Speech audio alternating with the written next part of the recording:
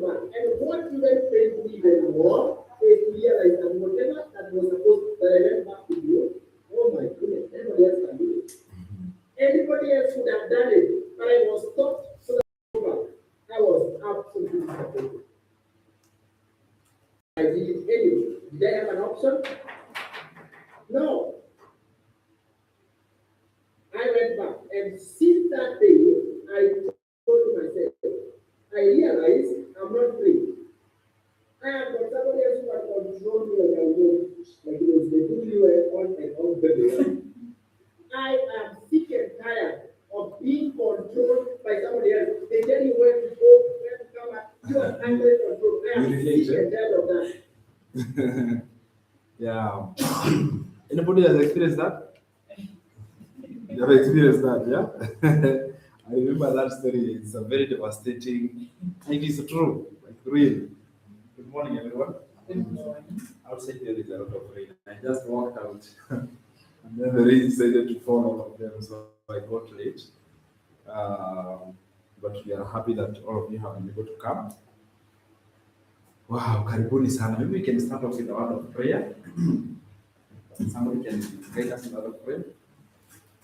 Yes, well, rise up.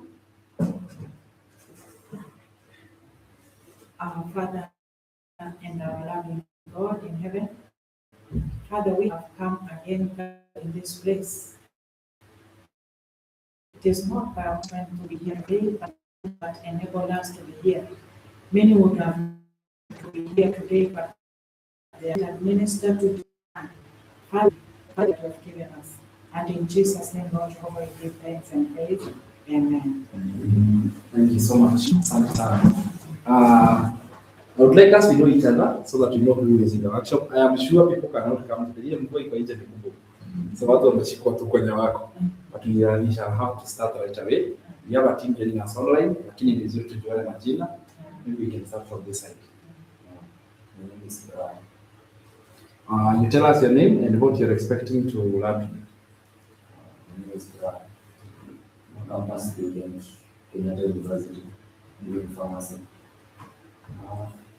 I heard of digital marketing through online, and I was captured and really interested. I started doing more research about it, and I got that to be a friend to me, and that's why I decided to come here today.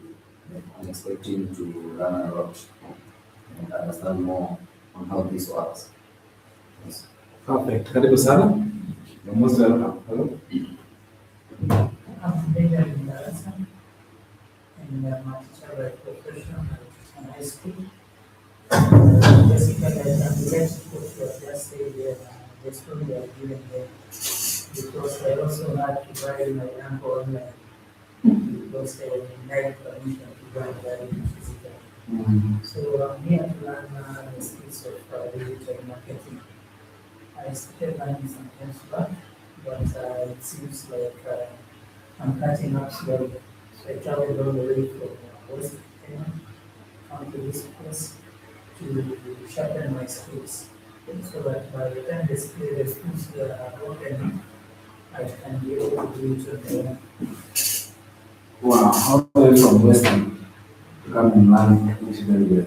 That is very wonderful. Karibu sana. And I'm Caroline.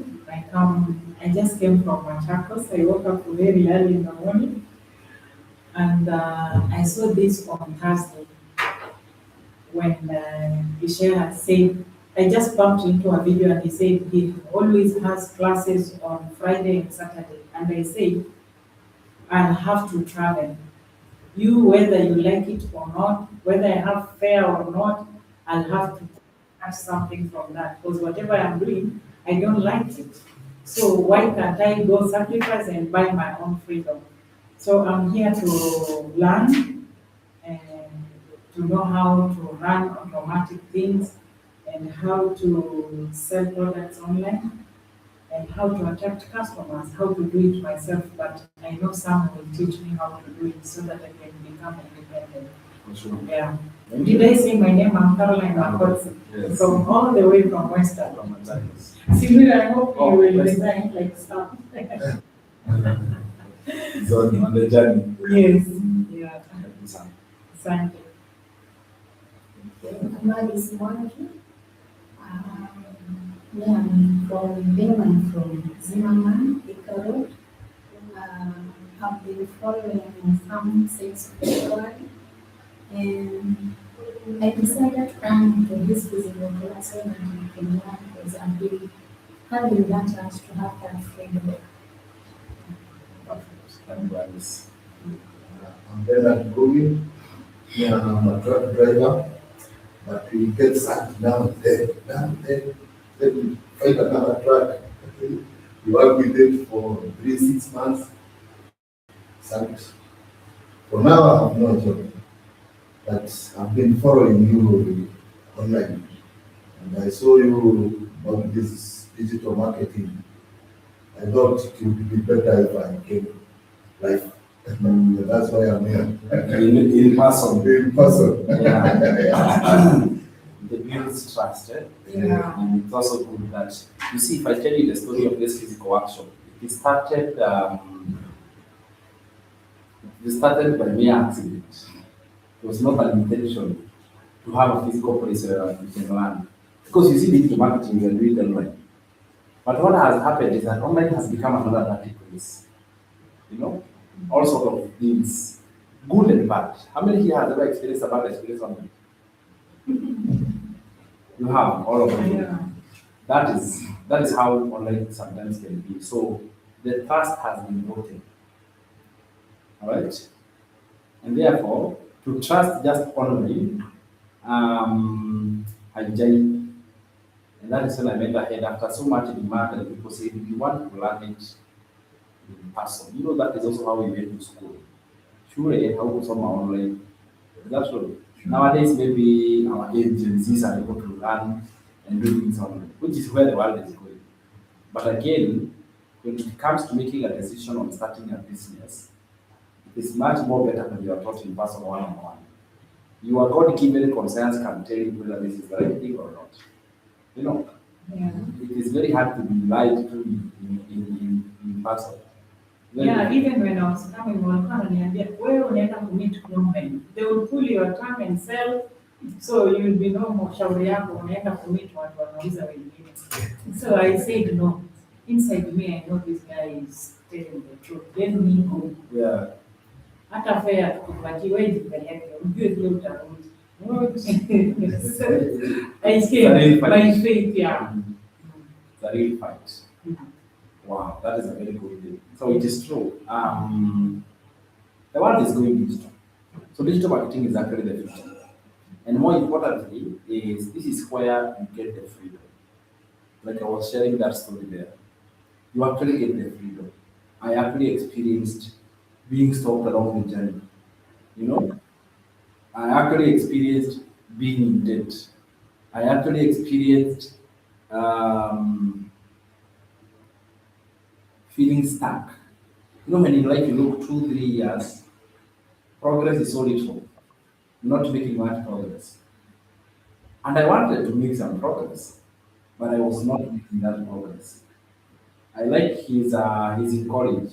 This is a very nice move you're making. Okay? Because you're preparing yourself to that after college, what next? Most of us are parents, maybe we have children in college. Are there jobs? The child does medicine, engineer, teacher, on a job. No, they're not jobs. And therefore, I'm not saying education is bad. But what I'm saying is that if somebody is standing for the sake of getting a job in the future, they need to think again. The world we are in today has no space for jobs. It has no space for job seekers. The reason why Gen Zs are striking against the government is because we worked hard. You know, I'm a first class degree holder with math and physics. But there are no jobs. Work hard, but you're working hard in the wrong way. I stopped working hard and I found a way I can work smart. Smart. In 2026 and beyond, smart people are the ones who are going to succeed. Those who are going to understand what does it mean to work smart? What does it mean to know what a digital business is? What does it mean to learn skills? Because what you knew is no longer, for example, when you start a digital business, nobody can fire you. Nobody. No one can mistreat you. You are your own boss. That is what we call the freedom. You will work when you want, where you want, with wherever you are. You really have the control and the freedom to do it. All it takes is a little bit of time to learn the skills, a little bit of time to develop. Mr. Parasavaya, give him some time. He's going to be the champion in Western Kenya now. And not just Western Kenya, he can even transit and stay in Nairobi or South Africa or where he wants to be. Because this business does not tie you in a specific place. You see that? It is called a freedom business. Time freedom, financial freedom, and geographical freedom. A few things I can see this digital business has done. First of all, was getting out of debt. You know debt, how many here has ever been in debt? I'm still in debt. You are still in debt. You know how it feels, right? You know it's like a burden you carry. It has a weight. Unasikia ni kama kuna kitu kimebeba kwa mwili. Yeah, because I'm a graduate and nafanya kazi ya cleaning. My friend mwenye tulikuwa naye same university anauza gazeti. So you borrow here and there, hand to mouth. You make CV everywhere. Hakuna reply. Kenya ya saini uwe na pesa, upeane hongo, ndio upate job ya maana. So we don't have that money. So you keep yourself busy with whatever you find. So I think it's time to say no to this kind of life. That's why I'm here. I need my freedom back. Exactly. Yes. And it is achievable. Yeah. There is, like I said, working hard and working smart. Yes. When I was working hard, you are so much in debt. You were stuck in debt. Yeah. My debt had piled up to 6 figures, and it used to disturb me a lot. 180,000 as a debt, it was a lot of debt. It used to give me sleepless nights. I would wake up in the middle of the night and actually ask myself, I'm just gotten married, I have a child, I have a wife. I was feeling, will I be able to take this burden? Can I handle this responsibility? Already it is becoming a weight. I was in the verge of giving up. Right? I have debts. I really don't know how to handle such a situation. But when I found this digital business, 2 months, I was already debt-free. I accepted to learn. It was 2 months of learning and wanting to know what are other people doing. Maybe you're wondering, am I too old for this? Let me tell you. Our oldest inside our community is 85 years. An 85-year-old grandma. Yeah? You see how in her computer they are doing digital marketing. In December, she has grandchildren. She bought her grandchildren a big mansion. And she said that one is dedicated for all her grandchildren. All from the income she got from digital Market. She's one of the people who speak to, and if you hear her speaking, and then you're like, what is my problem? The person who found that we have digital programs that I'm going to be showing you. She's 55 years. She had tried all sort of things. She was a daycare, daycare, taking care of kids. She had tried that. She tried all kind of things, but she never found true freedom. But until she came across this digital business, until she knew how this business works, she built it and she said, she will give people the ability to earn on the internet. So I want to start our workshop from this point, asking you, what do you understand by the term money? Because we are here to know how to make money. We're not here to get free money. We want to know the path, the roadmap. How is it done? So what do you understand by the term money?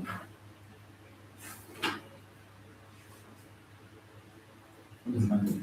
Medium of exit. A medium of exit.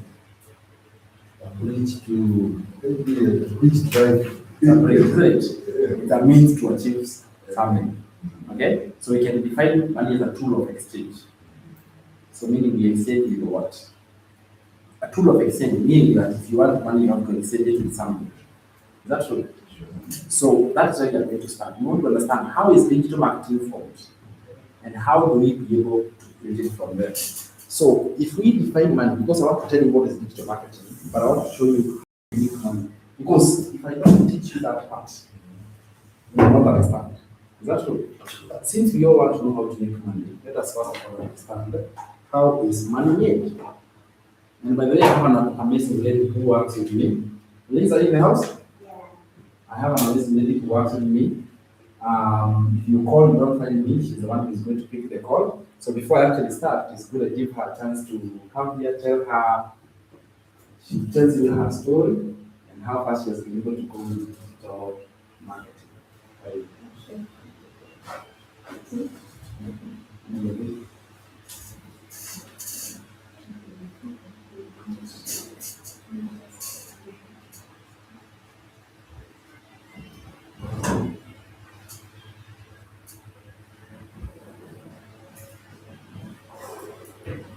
What is it?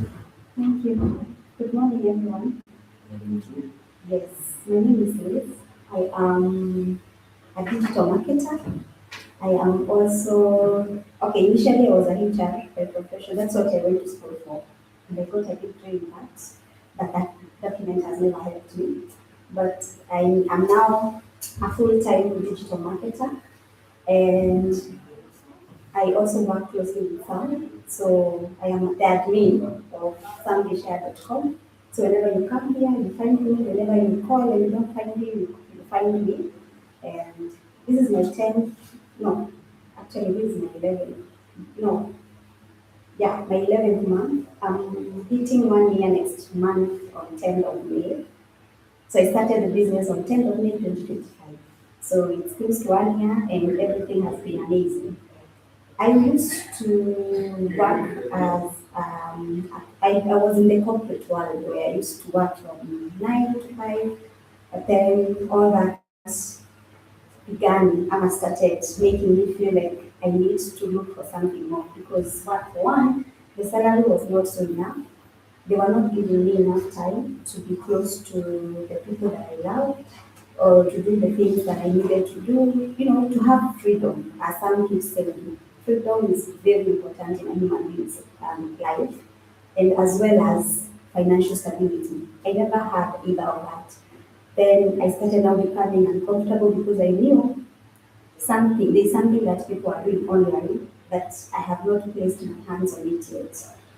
I fell in the wrong hands, as you've already said, that you've met conmen online. So also fell in the wrong hands. I lost money in the urge of looking for financial freedom in the internet. So luckily, I later fell in the right hands of Sam, and I am also a product of his. So my journey started on 10th of, let me give you my backstory where I used to work in a service provider company that we never used to have time, we never used to have offs. You're overworked but underpaid. So I started becoming uncomfortable until I decided to resign without plans. I actually resigned without plans because I was so sick and tired. I was so ready to go back to my mom's house, a 27-year-old, going back to her parents' house shamelessly because I had to start over. There's no shame in starting over because life showed me shame. And I had to focus on lifting myself up again. So I went back home after resigning, stayed broke the whole of April 2025 until I came across Sam again in May or towards the end of April. I got the best program, the Legacy Builders program that had 4 income streams. I got serious with it because for me, the program had to work. I didn't have a choice until if it doesn't work, at least I have a salary. I didn't have a salary, I had already resigned. I wouldn't say that if it doesn't work, I'll go look for a job. I was not ready to go look for another job because masaibu za kazini ni the same. Whatever I went through there, the same thing I will go through in another company. So I didn't want that from myself. So raising the capital was hard. Let me admit, I didn't have 100,000 plus to start the program. I went back to my lovely mother and she was able to help me raise the funds. So it was not easy to talk to a 54-year-old to raise 100 plus thousand for me to get started with the program. But I eventually was able to convince her in one way or the other. She normally says that I threatened her. But I also admit that it was somehow a threat because I told her, Mom, you need to get me the 127,000 or you get me 5,000 yanze kibanda. I was also ready to sell onions and sukuma wiki to people.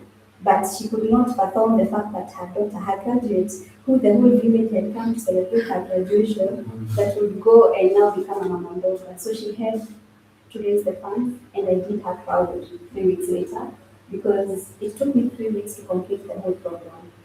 I studied, I understood the whole blueprint, I understood he was my perfect customer, and I started marketing diligently until I started making money. So my first sale online was $900, which I normally say I didn't enjoy my first sale because I had to take it back to my mom because remember she had taken it somewhere from her. So we had to go refund the amount. So I can say that I started enjoying my online income on my second sale because it came like 3-4 days after my first sale. And since then, I have been stable, let me say. I was able to move out from my mom's place, and now I am very, very, very, very, very independent. I am supporting my mom. We actually doing the business together. Again, this business, you can do it with your family. You can get the program, introduce it to your kids, to your sisters, do pamoja because it's a family business. It's a business that you can actually even leave as an inheritance so that you can take up and build a legacy. It's called a legacy builder course for a legacy builder business. You build a legacy for the people that you love. So I'm doing this with my people. She does the marketing for me. She has not understood what I do until now. I try to explain to her, but it's still not so clear. But she does assist me with the marketing. So we are doing it together. So we're in the right place. So since I normally say that the things I have achieved in this 1 year of being a digital marketer are things I was never close to achieving when I was working for 4 years in a corporate. Because I used to earn 30,000 every month. So here in this economy, 30,000 actually inaisha hata before ifike kwa account. Una receive payslip, you divide the amount iko hivyo inaisha. By the time money is arriving, it ends on arrival. Yeah? So focus on not acquiring a job. There are no jobs, and a job can never give you financial freedom. A business, and not only a business, but an online business, and to be precise, digital marketing, because we earn 100%. I've never seen a business where you earn 100% profit. I've not seen any. If you have, maybe I could learn it today, but I don't think there is any. Digital marketing still stands to be unbeatable. So in the right place, learn this, it's a skill. Having a skill is better than having a degree document. Mine has never helped me. I just see it in the closet there, and I spent lots of school fees, lots of money in campus. But I wish I had been introduced to this business earlier, because this is where the freedom is. Salary haitakupea freedom, but a business where you're earning every day, every hour, every minute, money can come. We also have an automated system that works for you even when you're sleeping. It goes 24/7. No human being can work 24/7, but your website will do that for you. So in the right place, be attentive. You're going to learn all those, the website, how the website works, the information, everything. For me, when I came to the physical class and I was taught all that, everything made sense to me. And that's why I was so determined to actually start and make it work. So in the right place, let's focus. Yeah, we're gonna achieve that financial freedom that every human being aspires for. Yeah. So in the right place. Thank you. Oh, I keep forgetting. So when I started the business on 10th of May, I started my business with 4 streams of income because the program that I bought has 4 streams of income. And then it was the highest. Right now we have the one that has 5, of which I have already upgraded. So I have 5. I started, okay, in the year 2025, it came in the year 2025, the highest month, the 5 streams. So in 2024, I had 4, and then I had written, the program helped me come up with an ebook. So I wrote a book, those are 5. From the program, 4. The program gave me the skills to write my own digital product, which is the ebook. I have 6. And now, in 2027, I have 6. Oh, yeah, 2026. Now in 2026, I recently started a podcast. I am now a podcaster. So other than being a digital marketer and being a soundishare.com, I'm also a podcaster. I have an amazing podcast that I recently started in Feb. We are 6 episodes in. We are trying to show people how a CV in today's age cannot take you anywhere. It's not so reliable. You can't rely on a CV. utaishi kuandika CV, unapeleka huku. They have their own people because in our country the system is cooked. Yeah. If you don't know anyone who knows someone in an office, certain, you will not succeed. Utaishi kutembea, document and reading your CVs everywhere. So the podcast is called Beyond the CV. There's a lot you can achieve without relying on a CV. Yes, Beyond the CV podcast.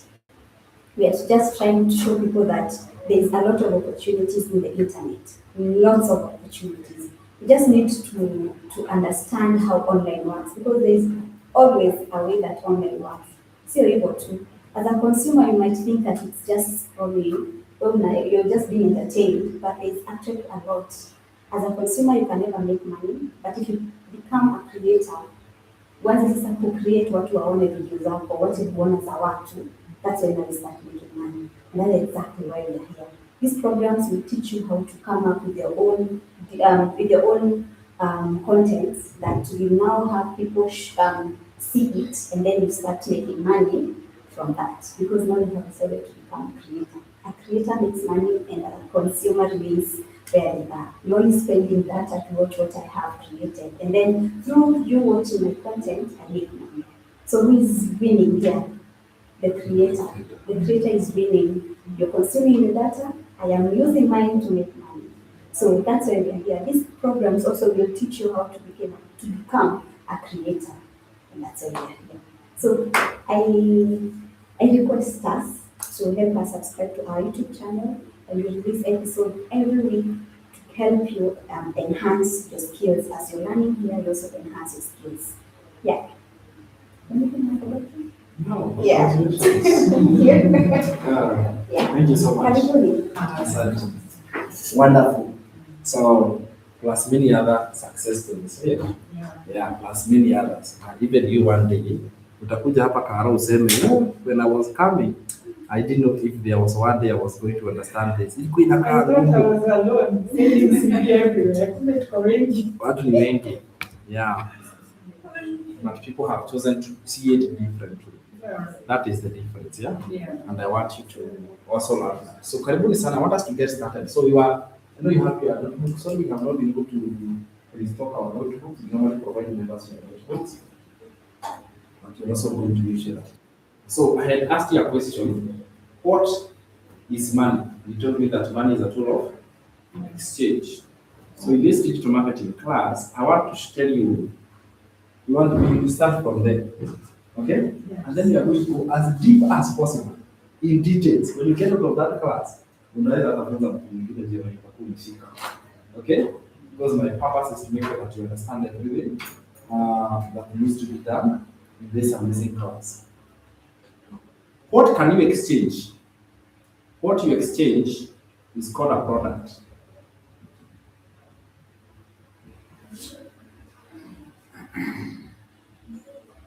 It's called a product. Sio ni kweli? Product mgeni hadi hapo sio? It is actually true. You look for example, say, when you pay school fees, when you pay school fees is money. Sio? Get in return for your school fees, education. You get education. So education is your product. That is what the school is selling you. When you pay school fees, school is selling you education. When my brother there, Mr. Barasa, he gets a salary. Salary is also money. What does he give in return? What is he selling? He's selling his service as a teacher. Same case with our driver. Same case with, are you a business lady or working? Working. So you actually provide a certain service. Is that true? This exchange is the one that brings money. Right? That exchange of a product. So we have 3 types of products. 3 types of products that you can exchange and make money. The first one is physical. Physical products. And physical products are those which are tangible, meaning that they can be seen and touched.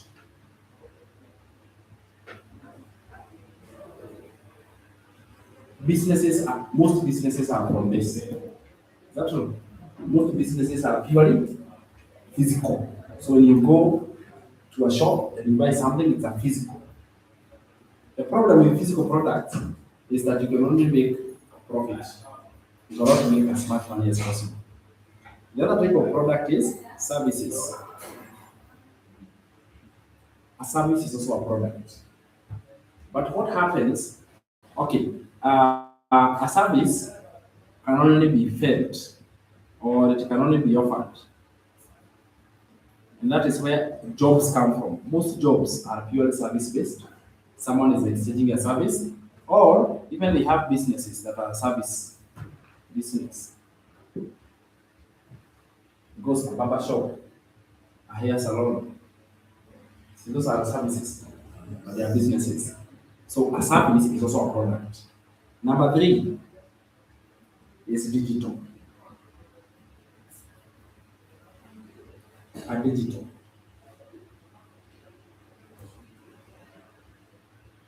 Give me examples of digital products. Examples of digital product.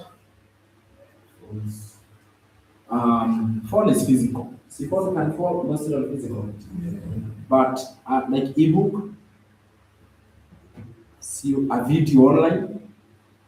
When you saw my video, it was in digital. You could not touch it. Is that true? When you see a video, it's like it's not a service, it is not that physical. So what is that? Digital. So app, si kwa simu yako kuna app, WhatsApp, TikTok, Telegram, name it. Those are apps. What are they? They are digital. Is that okay? In one word, we define digital products as information products. One word to define digital, they are information. Because what do you find in an ebook? It is information, right? What do you find in a video? Information. What do you get in an app? Information. So they are information in nature. Simple. They are information in nature. So these are the three types of products that you can have. Now, I want now to come up with the definition of the word digital marketing. Digital marketing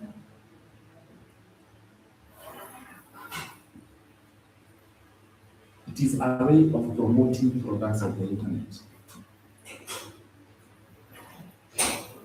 A way of promoting products on the internet.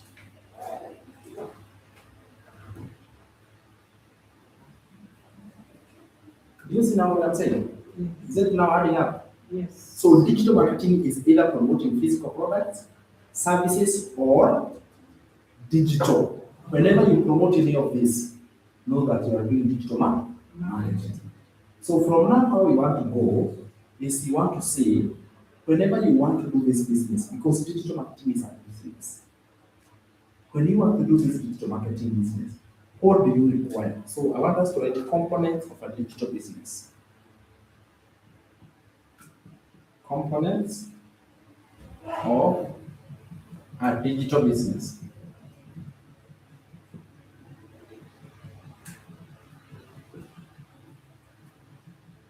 Components of a digital business. There are three major components of a digital business. And what I will do right now, I am going to first of all review them. The first one is a digital business must have high on-demand product. Number two component, it must have an automated website. And number three, not way.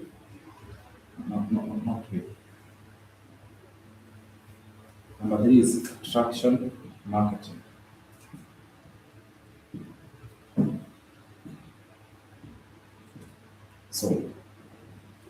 Those are the three components of a digital business. Let us evaluate one by one by one. So we see what are the three components of a digital business and what do we require. We start with high on demand products.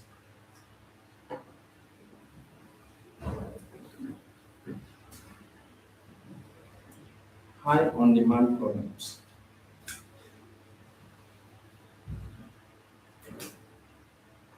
The first component. Let's talk about high on demand products.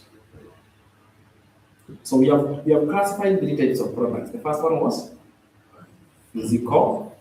The second one was service. Tumeandika hapo. Yes. And the third one was, Digital.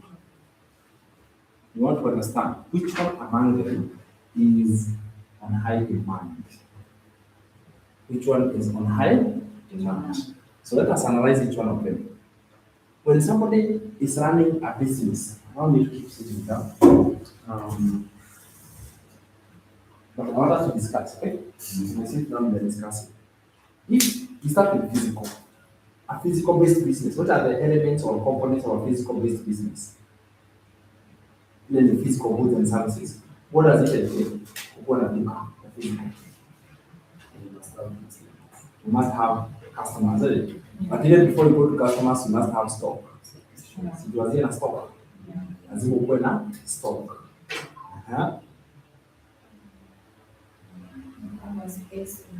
You must have a shop. Yes. So you must rent somewhere a shop. So Yes. we call them overhead costs. So what are the overhead costs involved in a physical shop? Overhead. So it was in a store, rent, cost of the shop, security, And reliable customers. Licenses. yeah, licenses. If you are to open a shop in Nairobi, what does it take? Yes. Permits. Permits, Yeah. licenses, employees sometimes. You may hire employees. Yes. Is that true? Electricity bills Water bills. and water bills and all that. Is it possible to have dead stock? Yes. Right? Yes. Stock that doesn't move. Yes. Initially, you already bought, but now these physical products are not moving, so you are left stuck with them. Yes. So look at it. And what are the elements of a physical shop? Location. Location matters a lot. Yes. Is that true? Because if a shop is in a place where there are not flow of customers, what happens? The income is very limited. Demand and supply. Demand and supply also affects. Yes. What about competition? 2-3 shops are selling the same smartphone. Yes. Yule anashukisha. Is that true? So eventually it becomes an unfair, a very competitive. Is that true? Yes. So what about access to customer base? That shop can only access customers which are within. Is that true? Yes. Customers who are within. So shopping in Nairobi can only sell to customers who are in Nairobi. It is not global. Right? You see, a physical shop has so many downsides. So tuangalia positive na negative ya kila zote tatu. Alafu tuweze decide gani nzuri. What kind of gani ni demand iko high and gani yule kwa matokeo nzuri. Tuanze na physical. So physical products, fanya pros and cons. So mpya. Kwanza na pros. What is the good thing about physical products? You can see them. See the Yeah. See, at least they are tangible. There you can see and touch.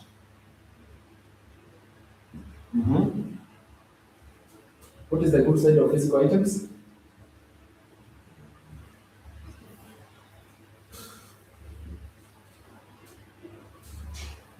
What is the other? What is convincing about a physical item? I want to try to read. You can easily check the quality. You can be able to, yeah, you can go to check the quality. You can compare. Yes. quality comparison. Okay, you can have access to it before buying because you can actually see what you are buying, right? So a customer can see what they are buying.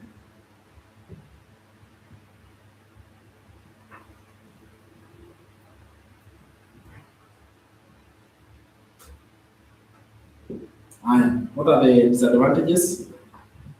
Stock requires capital. So we can literally say heavy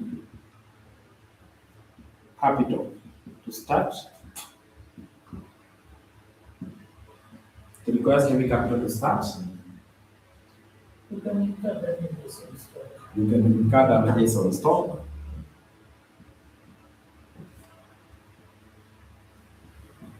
We want to identify which among these is the best product for you. So that but now you are able to in a position on like, do I go physical way, service or digital? Because digital marketing is across.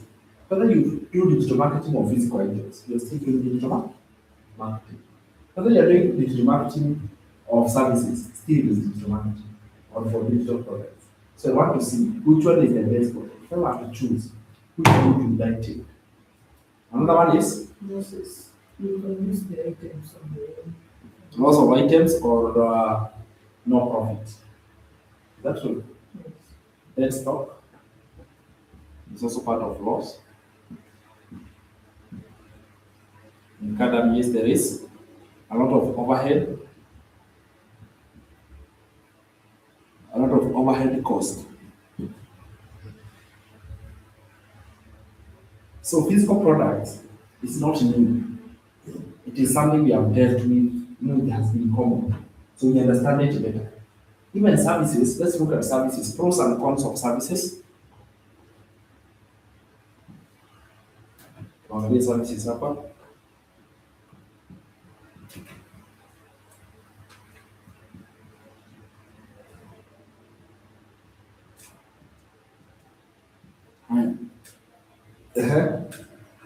A service-based business, one thing I know about a service is a service and the provider is one and the same thing. Is that true? A service and the provider are one and the same thing. So that can be a disadvantage. Simply, see a driver and the driving skill, the same thing. You cannot separate them, right? So this one, so what do we say? The product and the owner are the same thing. How about yeah? You cannot be able to separate the service and the provider. You cannot separate service from provider. That is actually a disadvantage.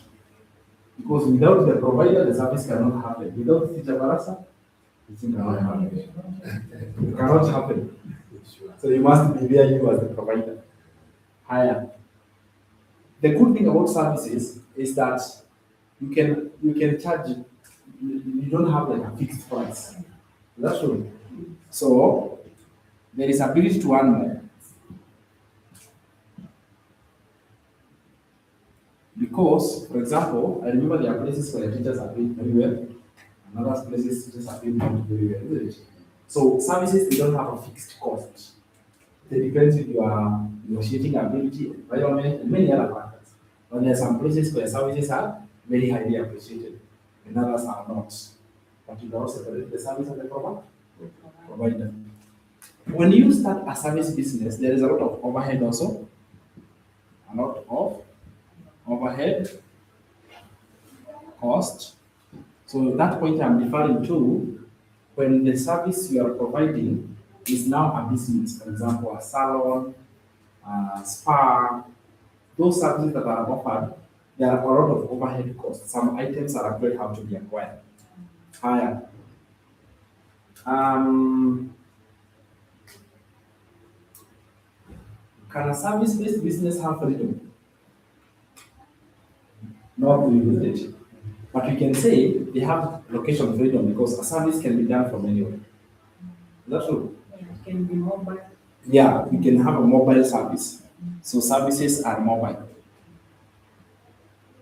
But it is the person who is mobile actually, not Yeah. the service. It is the person who is mobile. Who is providing the It is the person who is providing the service. What else can you say about services? Requires training, which takes time. Sorry? Requires training, which takes time. Good. So service requires training. Requires prior training. Requires prior training, and this one is cost and time. Time intensive. So for someone to become a teacher, you have to go to school for 4 years, right? For someone to become a doctor, you have to go to school for 7 years and all that. So it requires advanced training for someone to become that, right? There is a lot of competition. Yeah. Yeah. Intensive competition. Intensive competition because there is a lot of competition between other people who can offer the same service. Right? Yeah, because what happens is that if the boss who is hiring for that service or even a service provider, if they charge less, there is no standard in terms of pricing. There are no standards. Standards are determined by the boss. They decide how much they pay for that service, and therefore they are going to hire the cheapest talent. That's true. So that creates a lot of intensive competition because there is a way you say, me as a teacher or me as a driver, I cannot go beyond this. And everywhere you go, you are what the bosses all normally ask, what is your expected salary? So if you say you're expected, they will keep asking for 10 people, and the one who is going to be favorable is the one they will pick. You see that? Now, those understand this. All of them can be promoted online. So digital marketing is their skill of knowing how to promote them on the internet. Okay, so let's talk about physical products. How can you promote physical products online? Have you bought something online? You see all these items which are here? Yes. All of them are online bought. All of them, including the rights, including the rights, everything is bought online. Kila kitu, even the chairs, even the tables, kila kitu, hata carpet ni online. Can you imagine? Everything is online. So what they did is that they were demonstrating their skill, and when they demonstrated their skill, they were promoting them online. What did you buy online the last time? And what do you intend to buy online? Sorry? Laptop. Oh, laptop. Well, what did you buy online last? And also about the phone. A phone. Yes. Even you bought a digital product online. Yes. See, that's how you made. you bought a business online. For him, he actually bought a business. Yeah, see, this is a business. Yeah. Yeah, so you go and buy a business. Yes. Can you remember what you bought online the last time? Let me ask you. If you can be able to buy something on the internet in this era that we're in today, let's say, I give you 2 examples. One person is promoting phones or maybe shoes online, and the other person is opening a shop. Okay? So the one who has a shop, they go, they buy the stock from Turkey or local, they put the shop, they open the doors, and they pay the permit and everything. That's how. The other person goes and get the same shoes, but they go in their bedroom, they squeeze a small corner. They buy a light like this and a stand for a phone, and they start promoting their shoes. 2026, who do you think is going to make money? Of course, the online business will go faster than the shop. Who has more costs? The physical shop. Can you people tell now the difference between working hard and working smart? Yes. Most people are still working hard. We call it the traditional way of thinking. People are doing things traditionally. And that is what we are saying. Come learn the skills of digital marketing, whether you are a business owner, whether you are providing services, and people are so adamant.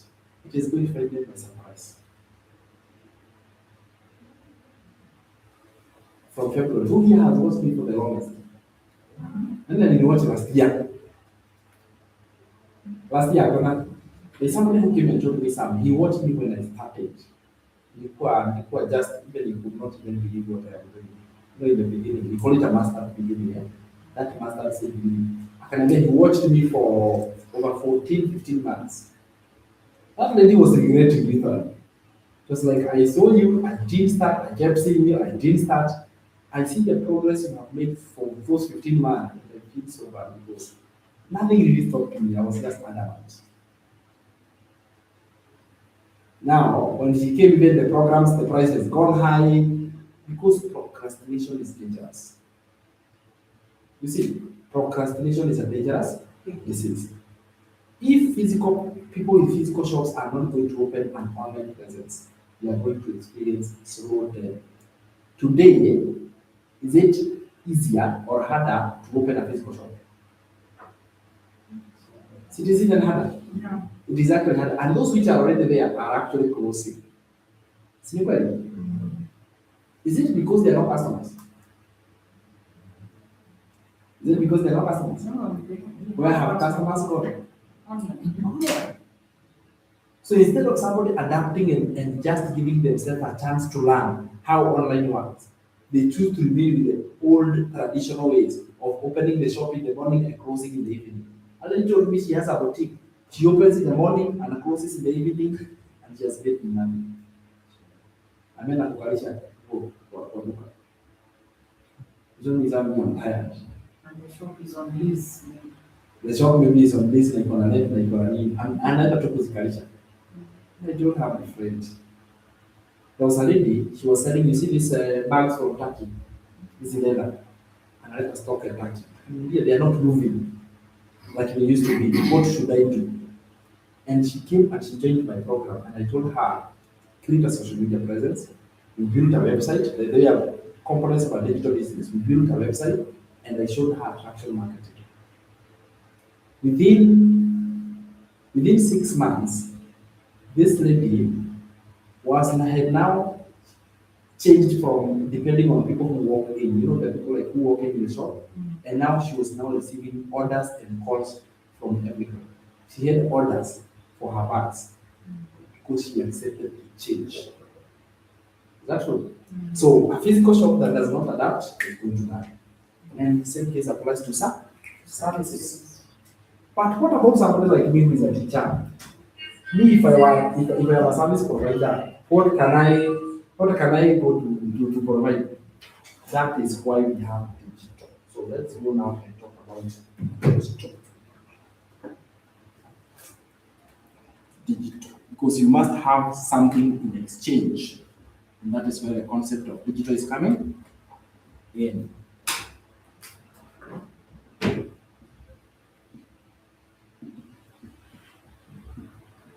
You see, digital, we look at the pros and cons. We start with the positive side of digital. A digital product is very interesting. A digital product never runs out of stock.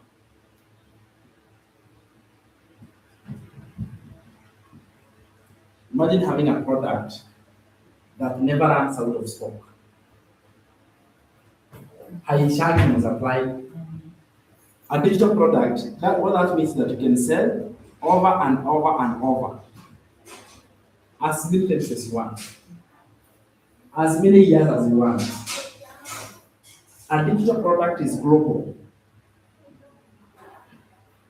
Meaning that you can be able to sell a digital product everywhere in the world.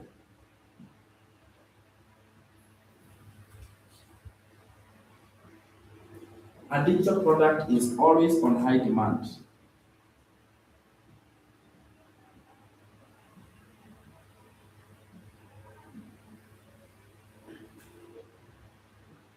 A digital product, it's so good, eh? A digital product, you can have multiple digital products. Multiple digital products means multiple income streams.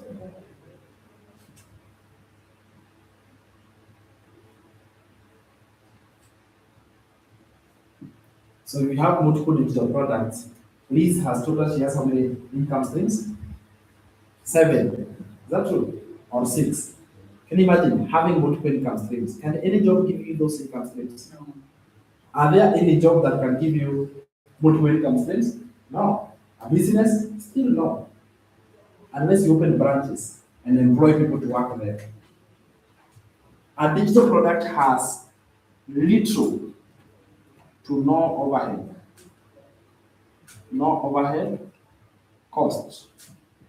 And the reason why I'm saying little is because you will require internet. You're going to require internet. And internet, maybe you pay for it every month. So you are going to require internet connection. So let's say that could be the overhead that you go through with a digital product. You know, I try to think about it, and I wonder what is the core of a digital product? Okay? What is the core of a digital product? Maybe we can say, just to have one, I don't even know what to say there. What is the disadvantage of a digital product? Because Maybe doing their own product. maybe you can be able to promote a digital product that, because there are all kinds of digital products. There are those that are good and bad. So maybe you can, I don't even know what to say there. Yeah? Maybe you can say must have Wi-Fi and smartphone. Must have Wi-Fi and smartphone. Maybe what I can say is that you must promote it or advertise it. So you have to promote it so that you can be able to advertise. Imagine it is like just like that. Maybe how to acquire digital product.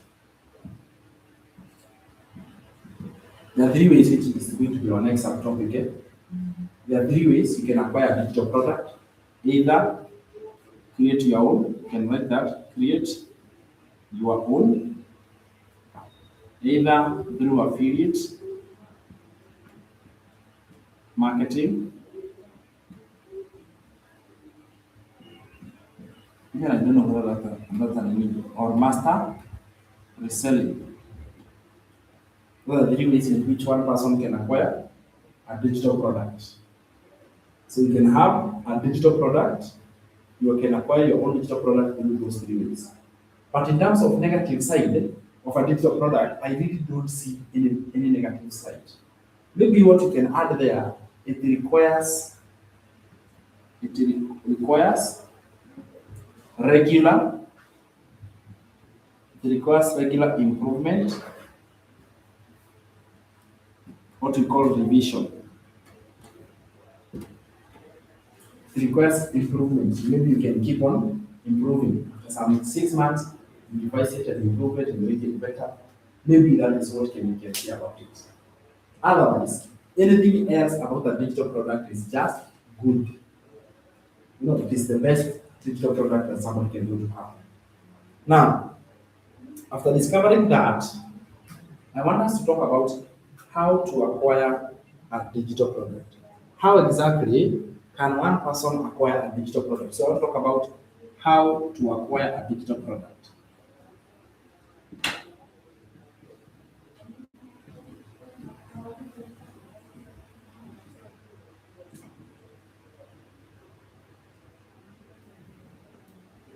How to acquire a digital product. Let's start with the physical. How can you acquire a physical product? Not talk about physical products. I want to connect this so that we all get it. Physical products, we talk about it. Yeah. From wholesale. So in wholesale. Tuseme manufacturer to wholesale. Wholesale, alafu inafika retail, inafika kwa customers. So ni wholesale, retail. What about service? Where can you get a service? Or where are services acquired from? from the provider. So the provider has gone through training. See, basically, that's the only way you can get a service. Because if you are to do a business of providing service, first of all, you have to go through training. Then when you go through training, now you are becoming the service owner or the service provider. What about a digital product? Do you require training to have a digital product? Do you require to go to a wholesale and buy them in bulk? How do you get a digital product from? You get what I'm saying? It's online. So where online exactly? Online is right. Tell me more. Where can we get a digital product? Some physical product you are going to acquire, tutachukua kwa manufacturer, maybe in wholesale, kuja uze na retail. Kama ni service, we're the training. Now digital. First of all, do we agree digital product is the best among the three? Yes. The question is where to get one from? And then once you get one, you know how to promote it and all that. So where do we get a digital product From the from? internet. From the internet. Where specifically? Because internet is Advertising. tell me where. Someone who has created. Good. Someone who has created. How do you give the answers?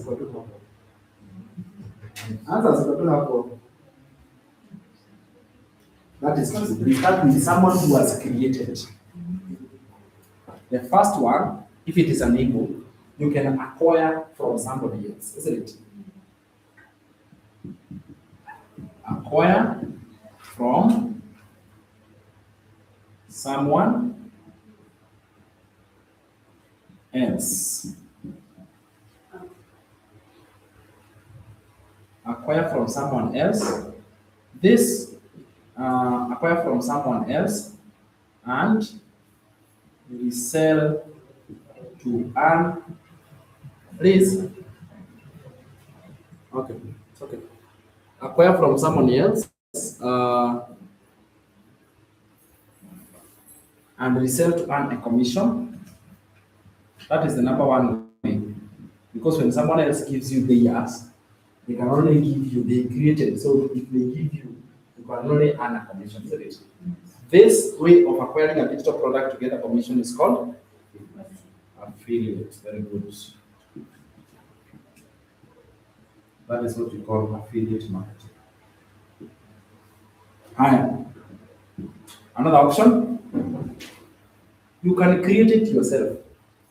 You can decide, me, I'm going to create mine myself. Create your own digital products. You can create your own digital product. For example, we had Liz tell us that when she got the 5 income streams, what did she create? A book. And she's selling that book online.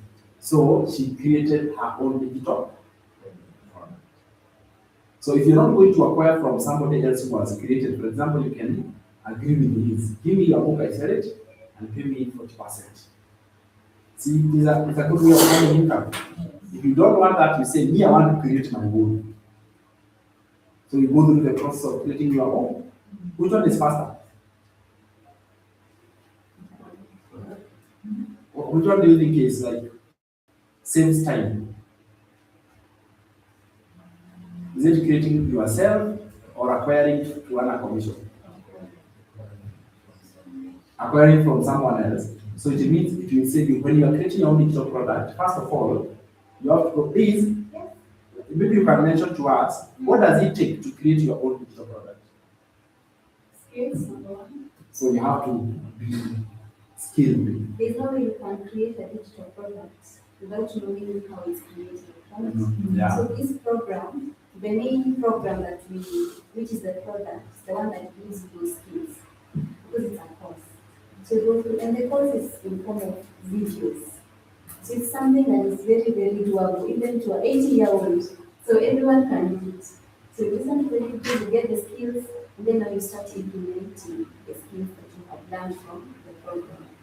By that, you will now understand how to create your own. And then now you start increasing your streams of income by now creating your own. Is it something that somebody can do like tomorrow they have their own You know how long it's took me? My book is just like a small book, but it took me close to 2 months. Because first of all, you need time, you need a lot of creativity, you need a lot of research to bring something together that people will like. You're not just doing it for the sake, you're doing something that you want people to find value. So it has to be very, very, very good. So creating your digital product is nothing, is way much as compared to buying a regular digital product because you acquire the rights of ownership. You get it, eh? So you can acquire a digital product either from somebody else, all right? Like Hai, who can say, you know what, instead of me creating my own, let me just acquire this one because it is ready. How do we acquire papers? You go and create one? No. No. You go to the shop and come out with one, isn't it? Yeah. So it is the same case with digital product. Although a digital product is not as sophisticated as a vehicle, but in reality, even a smartphone, you don't create yourself. You go to a shop and come out with a ready-made. If you wanted to sell it, you can sell it. Is that true? Same case with digital product. So you acquire from someone else, we call that affiliate marketing. You create your own digital product. When you create your own, you'll be earning 100%. You don't earn a commission because it is yours. Is that true? So when you create your own, you make more money, but it takes time. And in affiliate, it is fast, but you make little income. And you get it? I want us to compare the income you make and also the time it takes for you to actually start earning. When did you make the first sale of the digital product? Like how long did it take? The one I created. Yeah. Yeah. I first of all started by giving it out for free.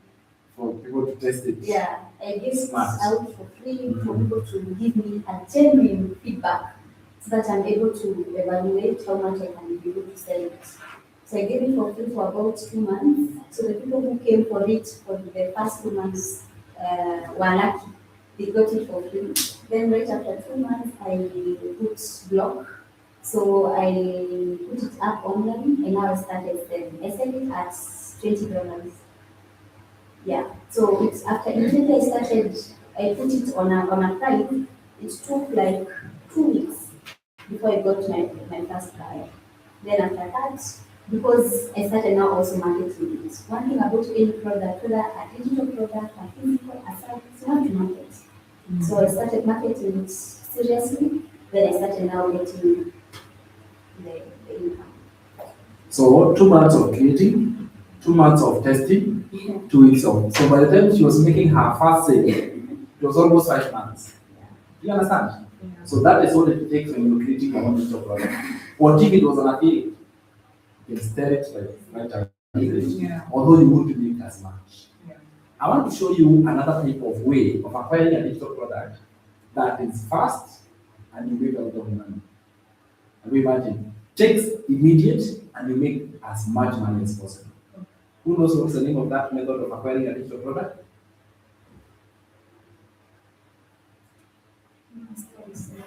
Automation.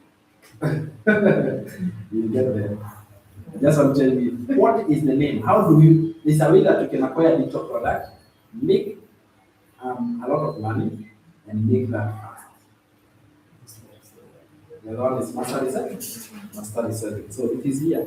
You can click here.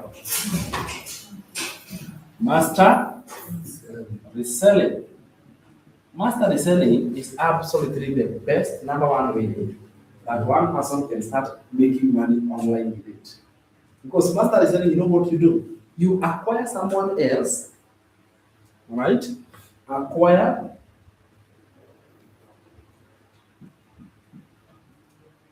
someone else digital product and resell it to earn 100% profit.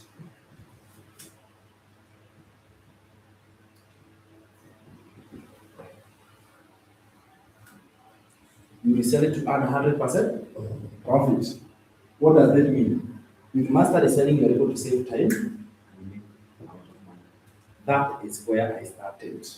When I realized that digital product is the way to make money, I acquired master resellers. Let me tell you the truth. You can combine all these methods to acquire a digital product. Because, let me show you, the business of digital marketing forms what we call the digital economy. Digital economy, it is an economy that has been formed by digital marketing. Specifically the one for digital products. The one for digital products, it is one of the fastest growing and quickest ways to make real income on the internet. Look at this. The performance global of the digital economy in 2019, it was performing at $950 million per year. How many years ago? 6-7 years ago, isn't it? It was $950 million per year globally. It was decent. It was not the best, but it was decent. Awesome. $950 million per year is the amount of money that was going into people who are promoting digital products. Those who had acquired a digital product. 2022 was COVID. During COVID-19, people are at home, right? And people are spending their money. But when you go to work, are you opening businesses? So what happened? Everything declined. There are no jobs, no traveling, no nothing. The world was in a stop.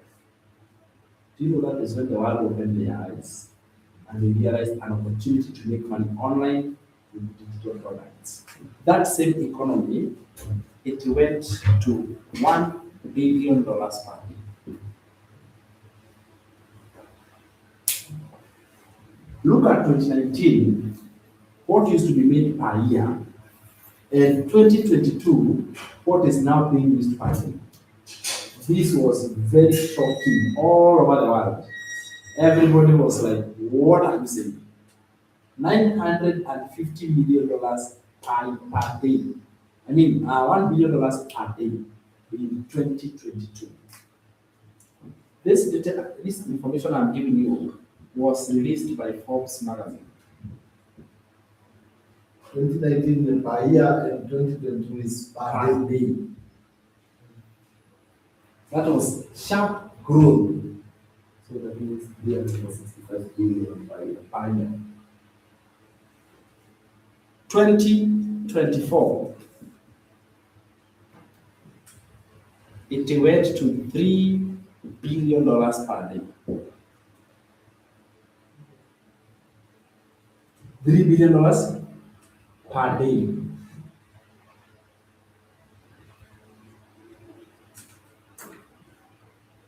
It has not stopped.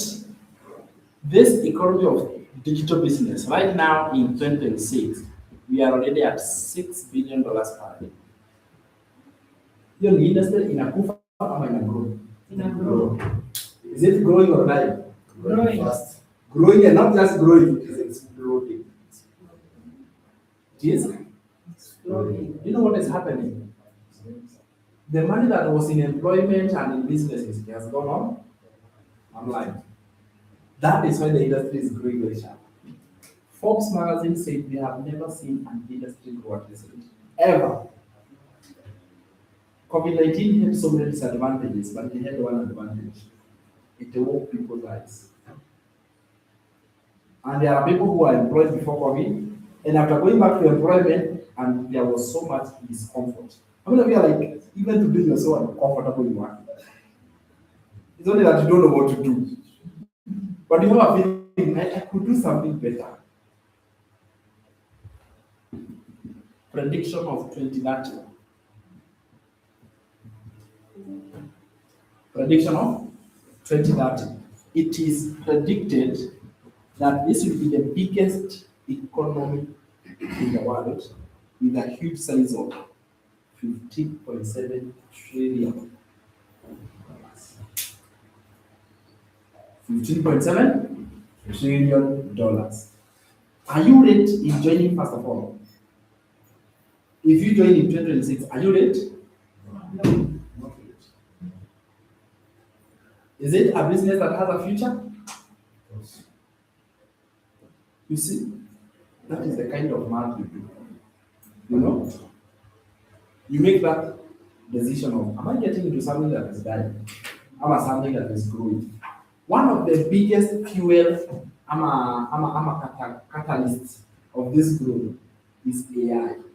AI has come to make digital marketing bigger and biggest as much as possible. So this economy is called digital and AI economy because AI is actually a digital product. Because what is AI? You have had AI left, right, and center, but maybe you have never found somebody who can explain to you and tell you what is AI. What is AI, by the way? We talk about it before we now talk about these three methods. It is artificial intelligence, meaning there is natural intelligence. Where is natural intelligence? It's the one that was God given, isn't it? Yes. Then human beings decided to create their own intelligence. It is true. AI can think. AI can make a decision. You see the way you can decide? AI can do the same. AI can be able to observe. I will show you here AI that can communicate. See, you can only communicate because you are wise, isn't it? We have AI that can say hi and talk to you. Let me give you an example. Do you know Safaricom, all of us? Do you know Safaricom? Yes. When you call Safaricom, they have a person called who? Zuri. Do you know about Zuri? Yes. Do you think Zuri is a human? No. Do you know? Do you think Zuri is a human being? No, it's automated voice. Today, if you call 100, they take 2 minutes and they receive. 100 is how you can communicate to Safaricom. Is that true? Hata Equity Bank. Ukicall wanareceive haraka. Unafikiri ni mtu unaongea naye? A human being. Do you think it's a human being? It's an AI. Okay? It's an AI. This Zuri, they were saying it can receive 1,000 calls at once.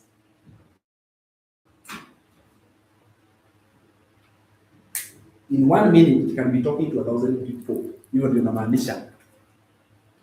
How many people have been replaced? It is more than, because I'm talking about that very minute, it is 1,000 we can talk to. Zuri works 24/7 na haitaki shift na haitaki mshahara. Wewe kama unaweza employ mtu ama utachukua yani? Yeah. Will you take a human being or an AI? AI. And it will not respond the same way. It will talk to you the way you want, the way you want, the way you want. It is a super intelligence. Are you seeing that? Yes. It will not respond to everybody the same way. Na inakuita hata majina. Hi, what's your name? My name is Carol. Look hapo itakuhifadhi jina yako. Hebu imagine ukiongeza watu 1,000. You can be able to do that. No. We are in the level of AI called super intelligence. Umeelewa? Yes. Now, you, what do you do? Instead of feeling defeated, unajua hapo unaweza sikia gani. It is true. Equity Bank, you know what they did? They replaced 2,000 employees by the end of 2025. 2,000? Not with an intention of replacing. What do you think happened? Walichukua wale wanachukua simu, wale wanafanyanga least repetitive task. Waweka AI mo, mabili. Hii AI ni ya receive phone calls. Ina receive simu zote. In all branches. Super AI. Did I show you a video where I went to a restaurant and I was served meals by robots? Nikaa hivi AI ilienda, ikachukua chakula kitchen, ikaleta, na ika a real robot. Sivyo lazima tuone basi. I think the best way is to see them. Si ni kweli? Yes. Let me see if I can go to locate it very quickly. I am not intending to scare you. I just want you to be aware that AI is already quiet. It's already here. Let me see if we can find robot serving food. Mhm. Right. I want. Let me first of all go to my.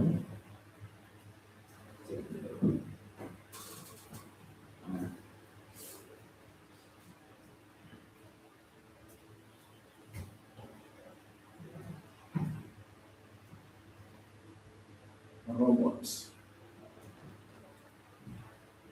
Which robot of AI?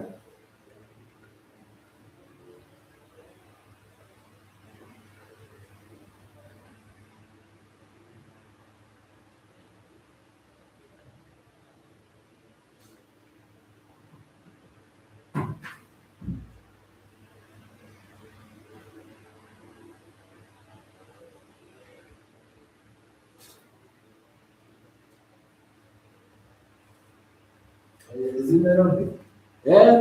Sisemi ya Amerika. Iko huku Nairobi. Hiyo.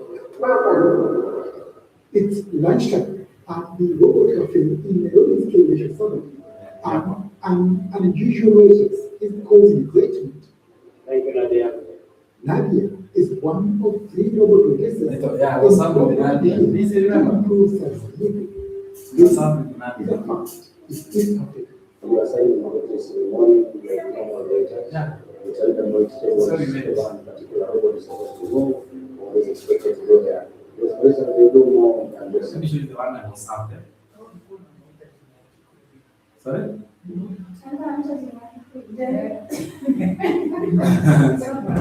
Rahmeta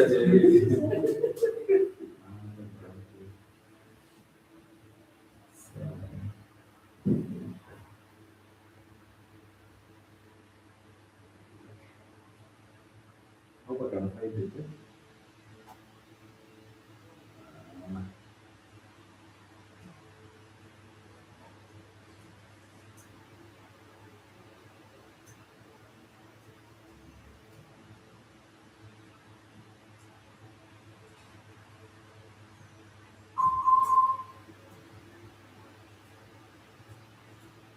This is my word, Tracy, and Oh my goodness.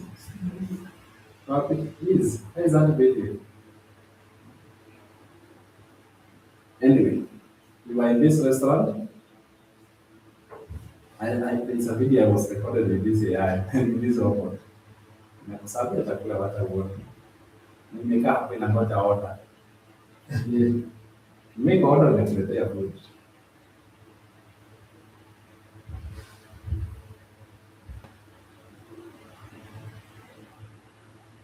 Nakuja. Na your robot. Ana mwenye wake, look at it. This ya kusha amefanya endelee. After you finish eating, nachukua sahani na rudisha. Haya, nikuulize swali. The owner of that restaurant, can they even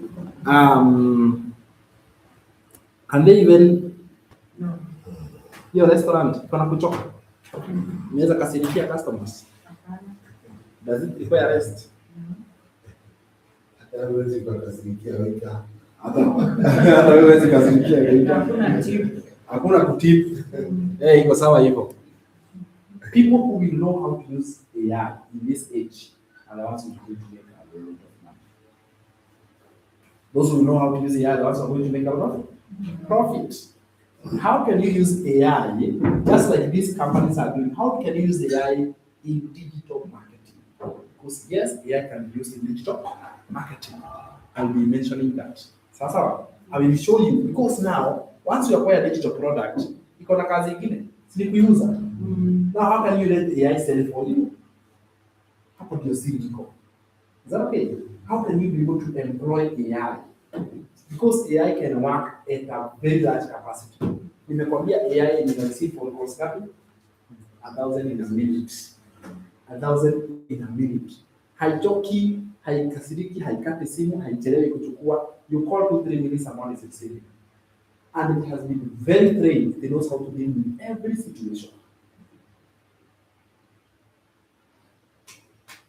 we are going to get in a place where those who know how to use AI are going to become extremely like very, very rich. Okay? And those who don't know how to use AI are going to suffer the most. Because if someone is fired by AI, kama wewe ni waiter umefutwa kazi na AI, instead of looking for another job, so you learn how to use this AI that has replaced your job and see what can you do with it. Imagine AI can help you to resell as an affiliate marketer. Yes. AI can help you to create your own digital product and sell. So meaning that you can increase your income streams. AI can help you to resell and make 100% profit. AI is your best friend. It's not your enemy. Depending on how you approach it. Now, let's look at this. Between these three types of ways of acquiring digital products, una earn a commission. For example, this one you are going to earn. So I have shown you the economy of digital products. Kwa hivyo either utaingia affiliate ama utaingia hii ama hii, whichever one that you enter, it is already on high demand. Sasa nikuulize, ni gani smart kufanya kazi hizo data? Among those three, which one is like master reselling, isn't it? Yes. Yani hapo ndio unachukua maximum income, it is rebate, yani hiyo ndio iko na matokeo zaidi ya zote. So what we shall do here is that we shall come, let me expound further, because even me when I learned about this, I knew for sure the best one to go for me a master reselling, because already digital product, regardless of which one it is, digital product. Before I go further, let me mention to you evergreen digital products.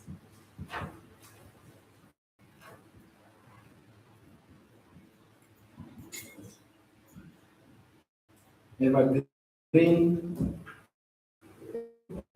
digital. I'm telling you that so that you know not all digital demands. So which ones are evergreen? So that when you are acquiring, become an affiliate of the one that is popular. Top in every case. So you make the right decision. So it's up. Hi, evergreen digital product. The Kwanzaa, first of all, I want you to know this. A digital product, what did you say it is? One for a digital product? What is a digital product? I gave you one. I told you, if you don't want to say digital product, what else can you say? Harassment from as a how. Is that digital product? What exactly does it contain? A digital product. Information. Now, I want to share with you what are the evergreen digital products. Ni gani ambazo huwa zinaenda sana? What type of information? That's my question. What type of information is popular, evergreen? You can it's lucrative, it is very profitable. You get it? Not all information is relevant, true or false. Not all is important. Because we are talking about information, not all of it is important. Number one, Health. health comes here. Money comes here. Because of the way economy is, making money information is the number one most popular information that is needed right now. By the way, where are you getting? What are you looking for? Information on how to make money. Is that true? Yes. Number three is relationships. Whenever you acquire a product in either of these three fields, these are the fields you'll be able to make a lot of money in the future. You got to skill for more call to do. It's like this is my most calling. Number 1 and 2. Yeah. Is that true? Number 1 and 2. Yeah. So yesterday I got unwell last night actually at 3 a.m. Fever ikapanda. Unaona sisi tukakaa chini. So when I was there, that is when I say, and yet when your health is not okay, everything else can stop.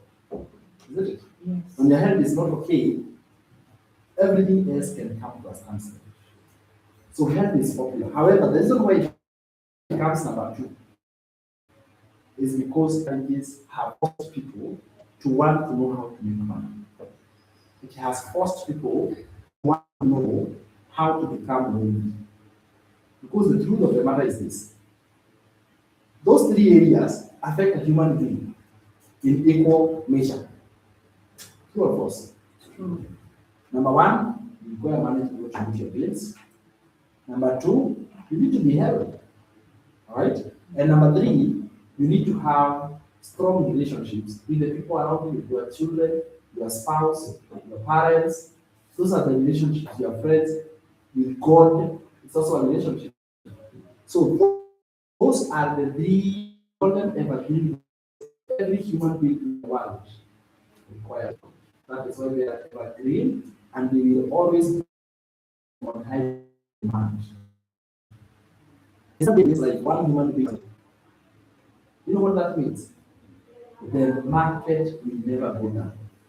I want to give you an example. You know jackpot, betting. What is betting? Where does betting fall? Making money. Do you know betting company can never go bankrupt? This is a company made to make money. Exactly. They can never go. And you know why? People who bet, they bet in attempt to make more money. Isn't it? So the company itself can never go broke. Can never go broke. Even lotto winning and all that, they always make money because they are targeting the most high on demand. Is that true? We talk about hospitals. Hospitals fall under which category? Health. Health. You have ever had a hospital close out of bankruptcy? 24/7. It is operating 24/7. That's true.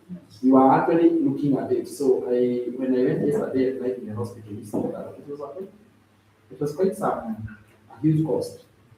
But the doctor told me you are suffering from cold. You have exposed yourself to cold. If you could have one jacket of 1,000, could have saved yourself from spending all this money. They made a lot of sense, but they told me they are happy you did not wear your sweater, which you could not have. It was making fun, I was feeling out of pain. Really, stop joking because it's not the right time for you to joke like that. But he told me, or what I came to discover is that anything that involves health will always be, it will always be fast selling. Anything about health, anything. What is the most dangerous disease in the world today? Yeah? The most dangerous disease in the world today is Depression. this. Let's say cancer. Before we go to the there are so many actually. So she is one of the survivors of Cancer. breast cancer. You know why she has built a very successful business? Because after recovering from that breast cancer, she wrote books that she said. She's invited into seminars all over the world to talk about what she went through. She's making money from where? Health. I don't know what I'm saying. So it is a very popular that industry. And then she has created lessons, seminars, trainings. She has built a digital product because an ebook is a digital product. She has built a digital product in the category of what? Health. If you can solve a problem in either of these three areas, my friend, you are good. Jackpot and betting farms, they solve the problem of making money. What's the people who make money? That's good. See, the people who make money. Two of us. Yeah, the people who make money. So they solve the problem of making money. That is where they make money. If hospitals solve the problem of health, we will always make money. Let's talk about relationships. And I will give you an example with marriage counselors. Are they cheap to get? No. Let's talk about depression. Although depression, I don't know whether, because depression affects health and also relationships. Because a depressed person does not have a relationship. So maybe we get a counselor. Are they cheap to get? No. One of the ladies who came here, she has a PhD in mental health counseling. And she told me what happens if someone goes to her office to see her with a mental health issue. Consultation alone is 40,000. Na ni mkae tu na yeye hapa for 2 hours muongee. Only for the rich. Health is not for the rich or poor. Si health is horrible. Unaweza kuwa na depression, unasema ati utakufa na depression. Sorry? Guilty. It's coming in a minute. Let's just stop. I know you're very thank you for caring. Yeah. You get that? Yeah. So she was actually, she said, it is 40,000 for 2 hours for a mental health session. And then she's smart. She has even written some books and some guidance and some follow-up sessions. Let us talk about mediators. Who are mediators? Where do they fall? Mediators. Relationship. If people in a family, they are fighting over a piece of land, they take each other to court, they are given a mediator, isn't it? I know a gentleman who is my friend. He's actually a pastor, but he's also a mediator. And to solve a case, to solve a case like that, he makes money by literally listening to the fighter and the one who's being fought. Anasikiza part A and anasikiza part B. So his way of making money is listening. These are the three ways. You ask yourself what you do. For example, a teacher. Teacher in a follow up.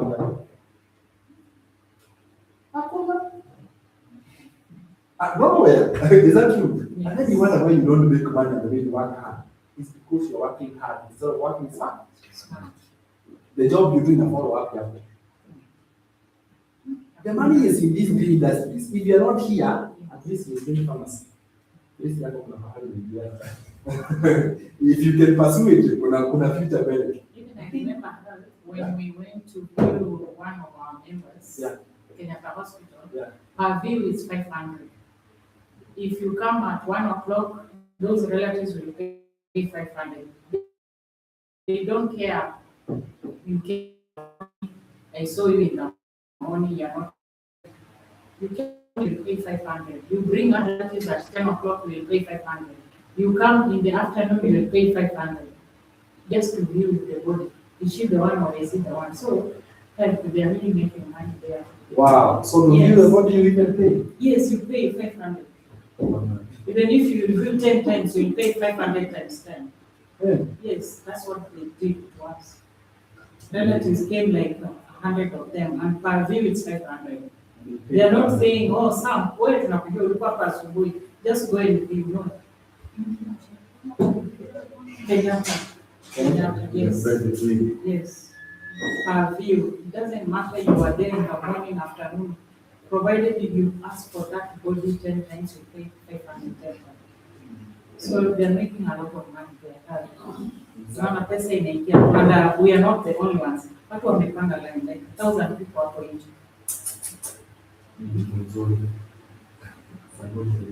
No, I didn't say you guys started. I'm not giving you business ideas. No. I had somebody say, Yeah. vehicles can be assets or liabilities. Some vehicles are assets, others are liabilities. And you give an example with a house Ask me. and an ambulance. Akasema, those are not liabilities, those are assets. Oh, can you go to visit somebody in an ambulance? Unaweza ushago na ambulance.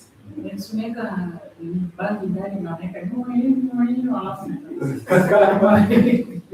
Can you go to visit someone when the church in a house? no. Ikihuruma hivi Pesa. Pesa. because that, for example, at driver. Are you in either of this? No. Do you know somebody works now? Yes. Isn't it? Kuna watu wanawake. Hii nilijiangalia nikaona mwalimu za nowhere. Nowhere in the evergreen. I am literally none of them. When I was a teacher, a certain gentleman, afanya vizuri for God, was very happy. He went and economics. He became an economist also. He was employed in a very popular company. So he came to visit me with his Mercedes. You know how embarrassed I was? Knowing that I was actually the math teacher of this gentleman. I'm happy he has gone in, but I'm like, no. I want us to grow together. I mean, yes, I wanted to make it, but you don't leave me here broke like that. It happens. Even when you meet your friends, wanna drive, you hide your face for people once, you know, you hide yourself. Because unashindwa wewe ulizaliwa usiku ama mchana. Kumbe they are smarter than that. Exactly. Kumbe wali identify.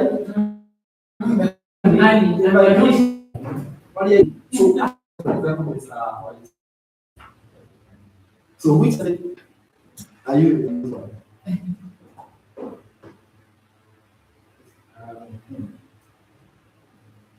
Besides digital marketing now. I'm now pushing myself first. Why? I really last minute.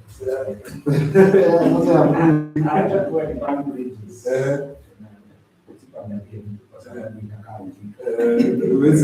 realized if I don't decide, I still have a soft spot. What did you say? Yes. That's awesome. Hauna pahali pa kurudi. I'm very happy to hear that. Na mimi asubuhi tumekaa na wewe. You know it, I really wanted her to see the voice I just see. Asubuhi tumekaa tukaambiana sasa tufanye hesabu. Sema watu wanachukua this month. What next month? Tumetoka hapo tumeacha wakati ambao na pili imefika ya 300 wakaniambia sasa tunaenda kwa Tumeona. unatoka it is either go to work or work. Most my work includes a lot of traffic. And we were talking last weekend, I was in Kisumu, I was headed to Siaya. Nikakuta Kisumu wanaweka more Kisumu. So wanaweka ingine tu hapa Kisumu. Fast pick-up. So when you speak to them, I fall into it. Yeah. Plus someone.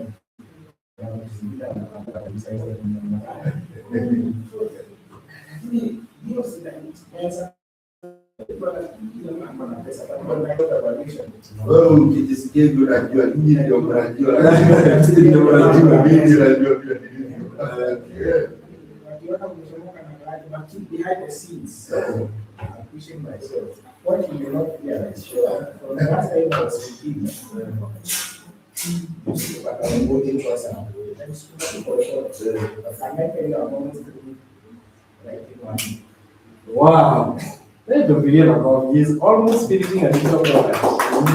But that is very It has been like 3 weeks or so. Because I think myself by the time I'm getting into this, I have to have all those digital products also to market at the possible. In fact, yeah, not one. I was I like that. That's very good. and the truth is, God has a sheet of funny because I have simple condition. Lakini AI Atafanya mambo. na siku moja nimeamka saa 9. Naona kama ni 46 pages in 3 minutes. Hata ile kurequest. You give it your ideas. Unaongea hapo ni kama vile tunaongeleshana hapo. Nakwambia tunaweza kuandika kwa so unafanyia vitu kama 10 na hata unapatia zingine 40. So it is does the work by itself. Idea tu unaipatia idea basi. I'm sorry, I wish I come with information. Ziko That's nice. So he's increasing his income streams. Isn't it? Are you creating an inner of SDA? Yes. Yes, in fact, one of them is in relationships. Is something to do with family strengthening. Yeah. It's more about excellence. Excellence. Ukienda kuandika ya cooking inaingilia wapi? So depends cooking what also. Depends cooking what. What's the number? You know, I have to look at what is moving. You know, they are cooking in another way. I know I saw one guy who is making yes, preparing his recipes. Yes, selling the digital. So when I have where you know, hapa sasa tukienda hapo. Nakwambia dola 2. Have to take the work to get it. Ukifika dola 2 kidogo sana. But at the end of the day, these guys will not. Because they build it once. Una kama hizo wamekile tu ebooks. Hebu imagine hizo ebooks anazikuja na ngapi? Hiyo ebook anaikulia na ngapi? Forever. These are the assets of this age. Assets that's using the digital product. That is where real wealth is made. Real wealth is made by promoting and marketing a digital product. Haitawaisha kwa store. Can we see that here digital product inaisha store? You can even leave, you can give his children, his wife, kila mtu market hiyo kitabu na make 100%. Ikuwa mzuri na mimi nitaiuza. As long as you give 100%.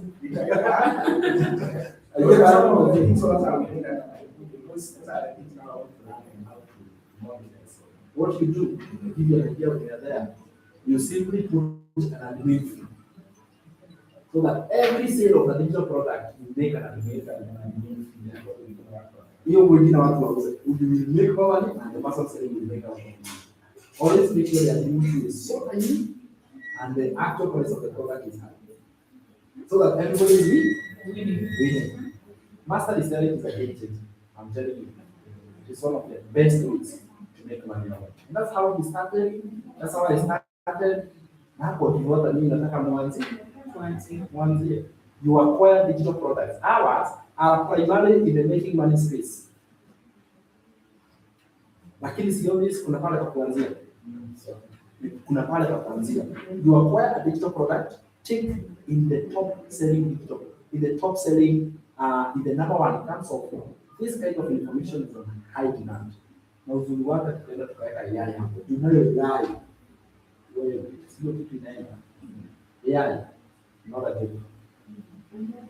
AI is doing very well.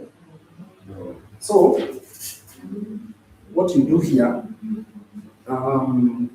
we have ours in the make money space. So now you have taken the T now, Zuri. What we do now from there is that we have a company called Digital Growth Community.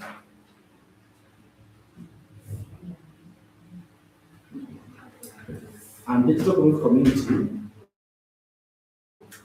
it was, is that okay? She gave out master reset. Reset. For 100. For her, she was $9. As the admin fee. Is that okay? So that is the upper. There is another for passive blueprint. This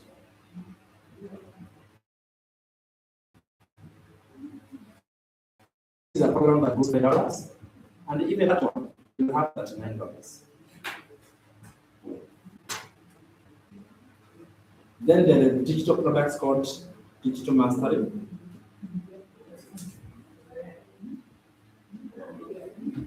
Digital Mastery program for 600, and the admin fee is 39. Because the question you ask yourself, if you make 100%, how does the owner benefit? So you may ask yourself that question. Ule mwenye alicreate in the beginning and benefit aje hit your admin fee. This admin fee is the fee that goes to the owner. Ni kama inaitwa master research fee. Hiyo permission, hiyo license ya kuuza kitu yangu unalipa $139. You pay once. Kuna ya nini inaitwa legacy builders.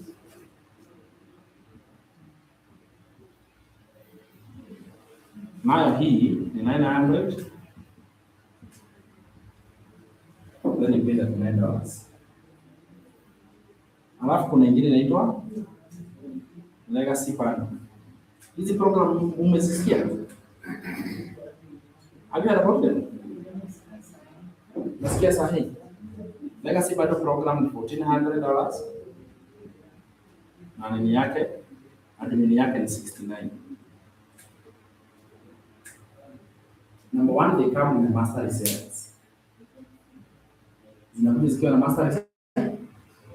reseller, meaning that master reseller means you acquire the program of your choice once, but then you sell it up and over as many times as possible.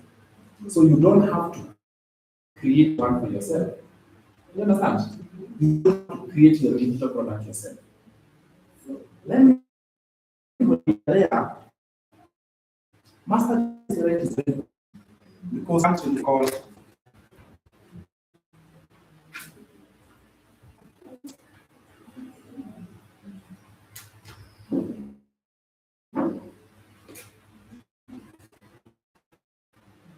master reseller because you come to an idea called multiple income streams.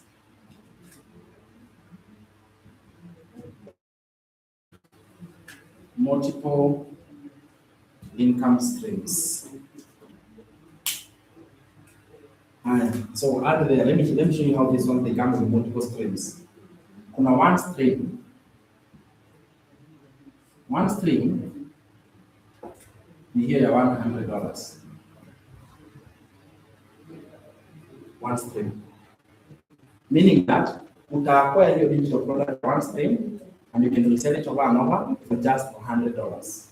So the money that comes two streams, 100 and 300. Two streams, 100 and 300. These streams, it's 100, 300, 600.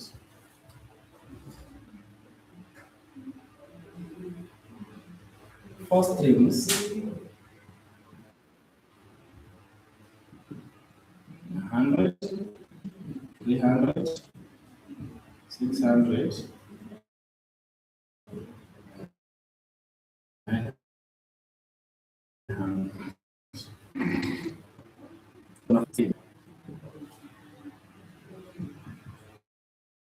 100, 200, 600, 900, 1400. That is what we call multiple income streams.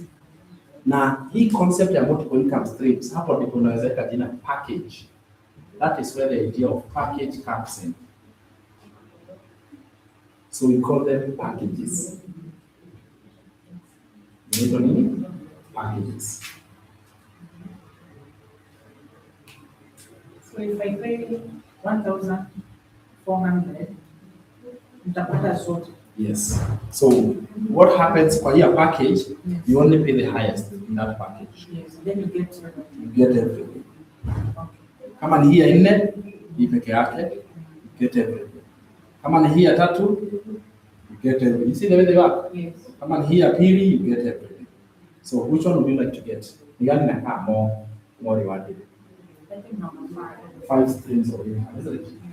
5 streams of income, they are always the most rewarding.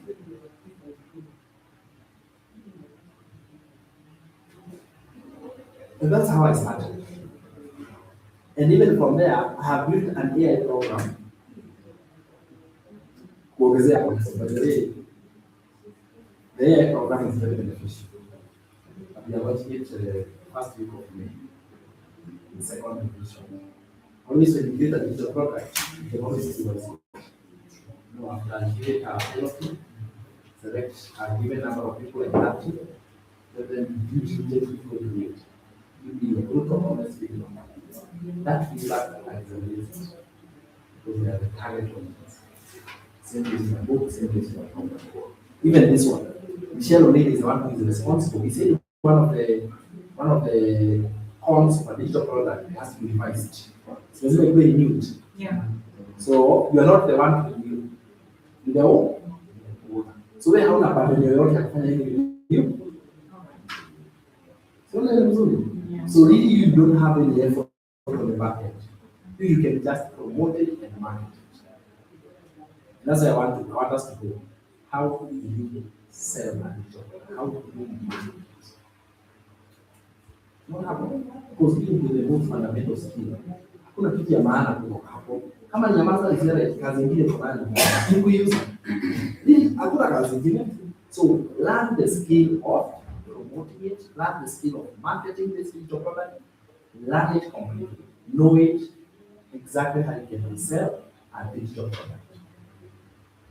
So this one, number 5, when it's already set up, even my mama can do it. Yes? Just, Isn't it? yeah. Yeah. That is why you can go to make very good income. Then $1,400, you acquire 5 income streams, and then they become your digital product. You start promoting them. When you put your money there, Yes. nothing to do, the AI will do it, you do the work. Oh, now that's what we are doing. We want to tell you what is your role after you acquire the digital products. Kazi yako ni gani? Si vizuri ya quality that part. What is your role? What are you expected to do from there? Going forward, what is actual role that you are expected to do? Hiyo ndio kitu muhimu sana. Yes. Because you acquire, any package, you are free. What is the what do you do? That's true.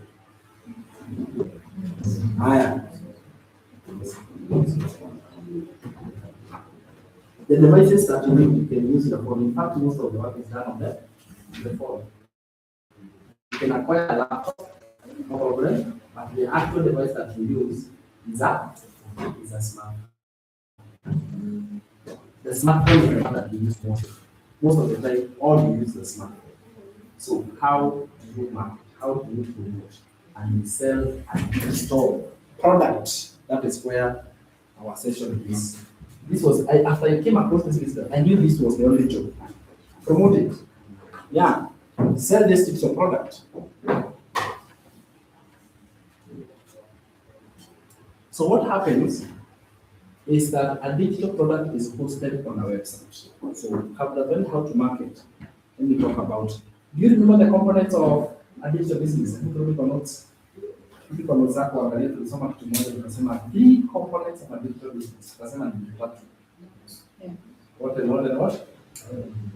A high and demand digital product. Yes. Automated website. So hapo ndio sasa. Automated website.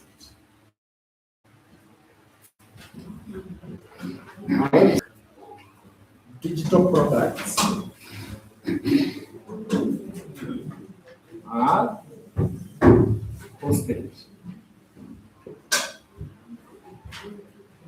or where they can be accessed. You can go to access them through a website. That is what a website is. Let's talk about the benefits of a website.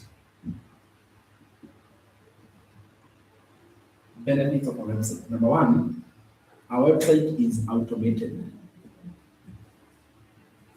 Meaning it requires no supervision. You don't need to supervise it. Okay? It will never go for you.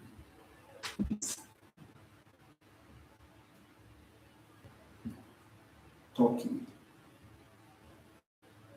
about your business.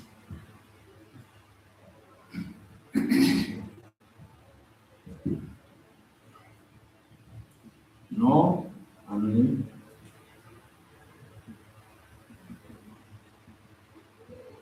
no unlimited phone calls.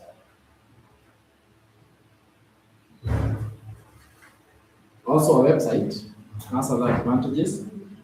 Is that it eliminates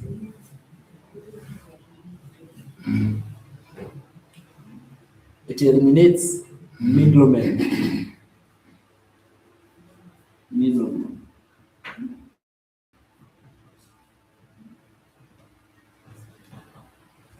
Our website eliminates middlemen, so there is no person who is between.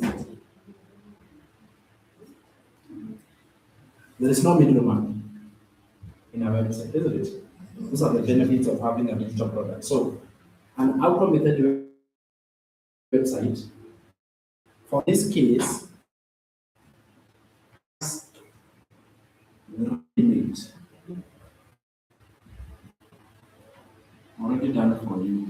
acquire a package there for it. It becomes already created for it. Because you cannot sell a digital product on your website. That's all. You cannot be able to sell a digital product on your website. So you get an already created website that comes ready-made and it is automated. It is working for you 24/7 and it comes automated.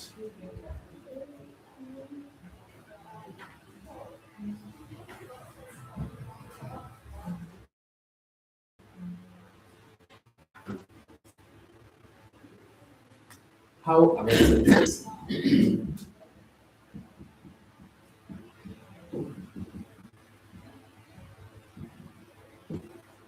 How does it work?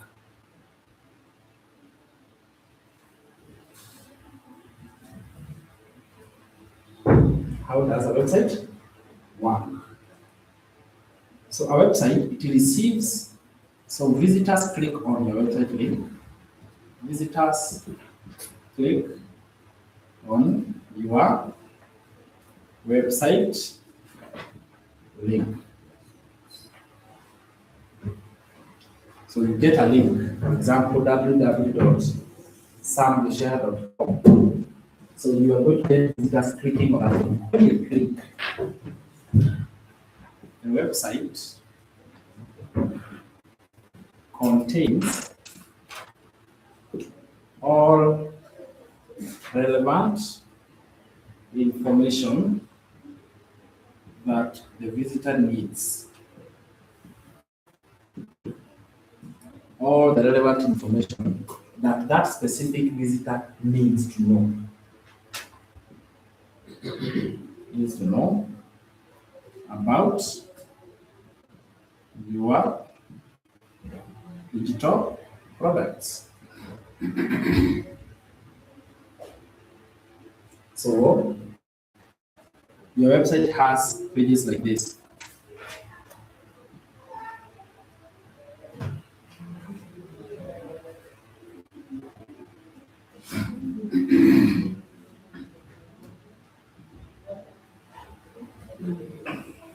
So the website looks like that. For example, let's say www.dankamunya.com. That is his website. When you click on the website, this is what you're going to find.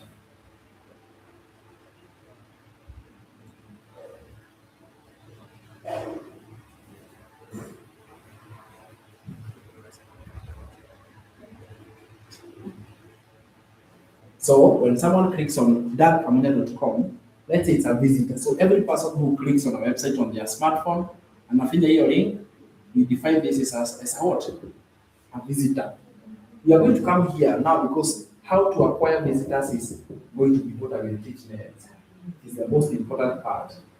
But when a visitor clicks, the first page they come through, it is a page called capture page. It's a page called capture page. This page has one model.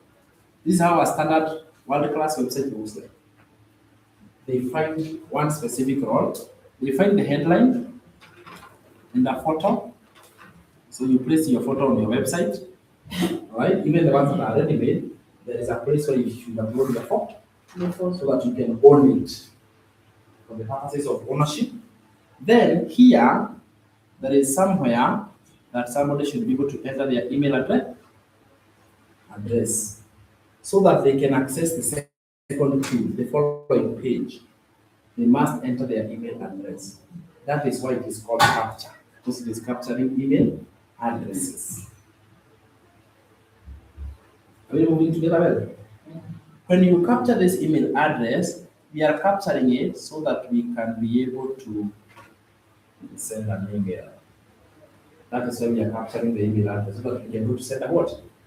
An email. And we shall do email marketing from there. Through that email address, we shall be able to tell more to the visitor. Our goal is to capture the contact information so that we can nurture more information when we are going to be ready. Is that okay? So these follow-up emails that are on the website is where the concept of email marketing comes in.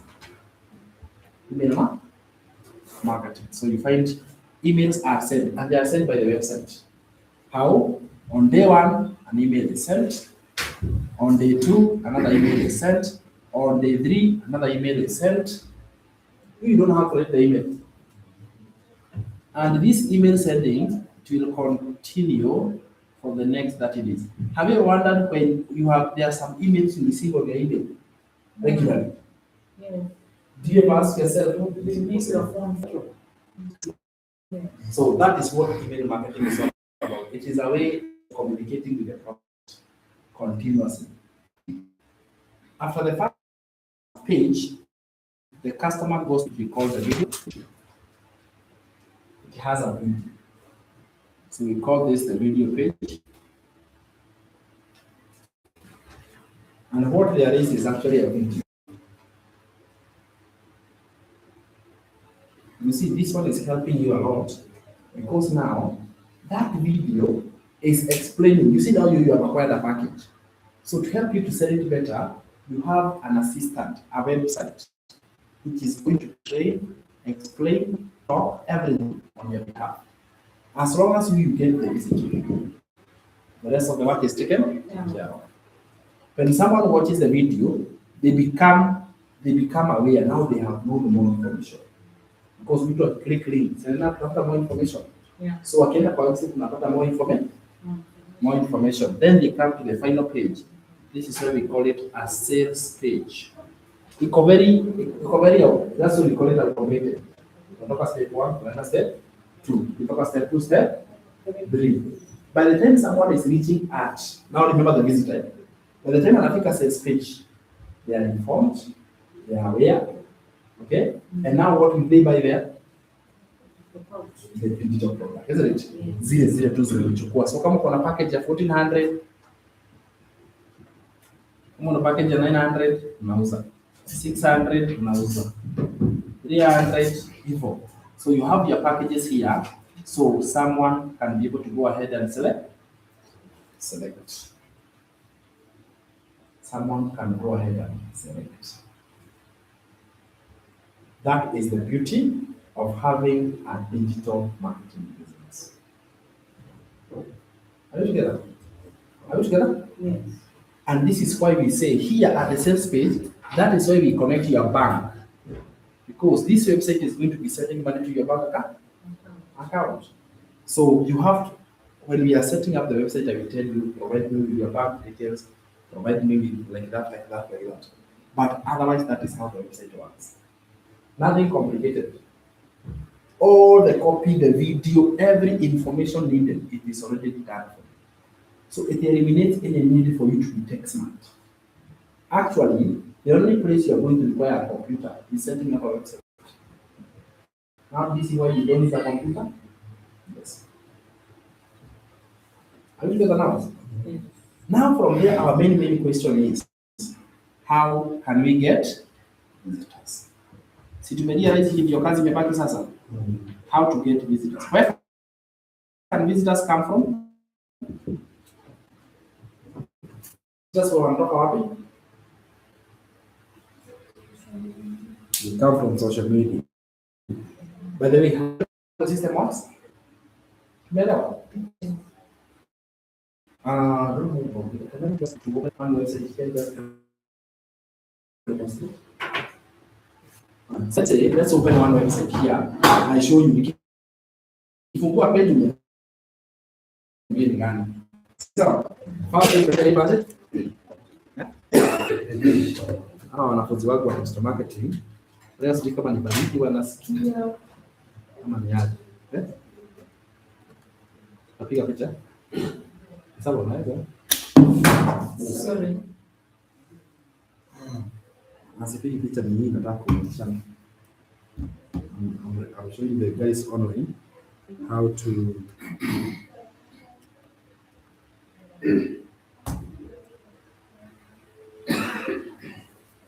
so let's say I go to one of the websites. Na sasa hizi kwanza tuko na mpya. Acha niupe ni mpya.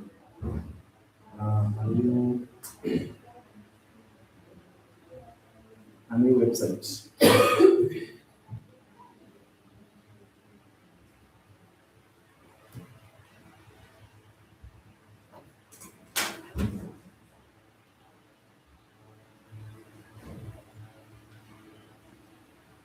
So let's say, for example, you open the website of, I want to open a new website. Let me move here. Which one is the newest website? Newest website. Yeah? Barasa. Why Barasa not here? Let me open for Mr. Benjamin. When I type www.benjaminbarasa.com, nasema mpya kwa kuna zile zilikuwa mzee na kuna zile mpya. Haya, if you open that website, this website looks like that. Yeye alichukua package ya 1400.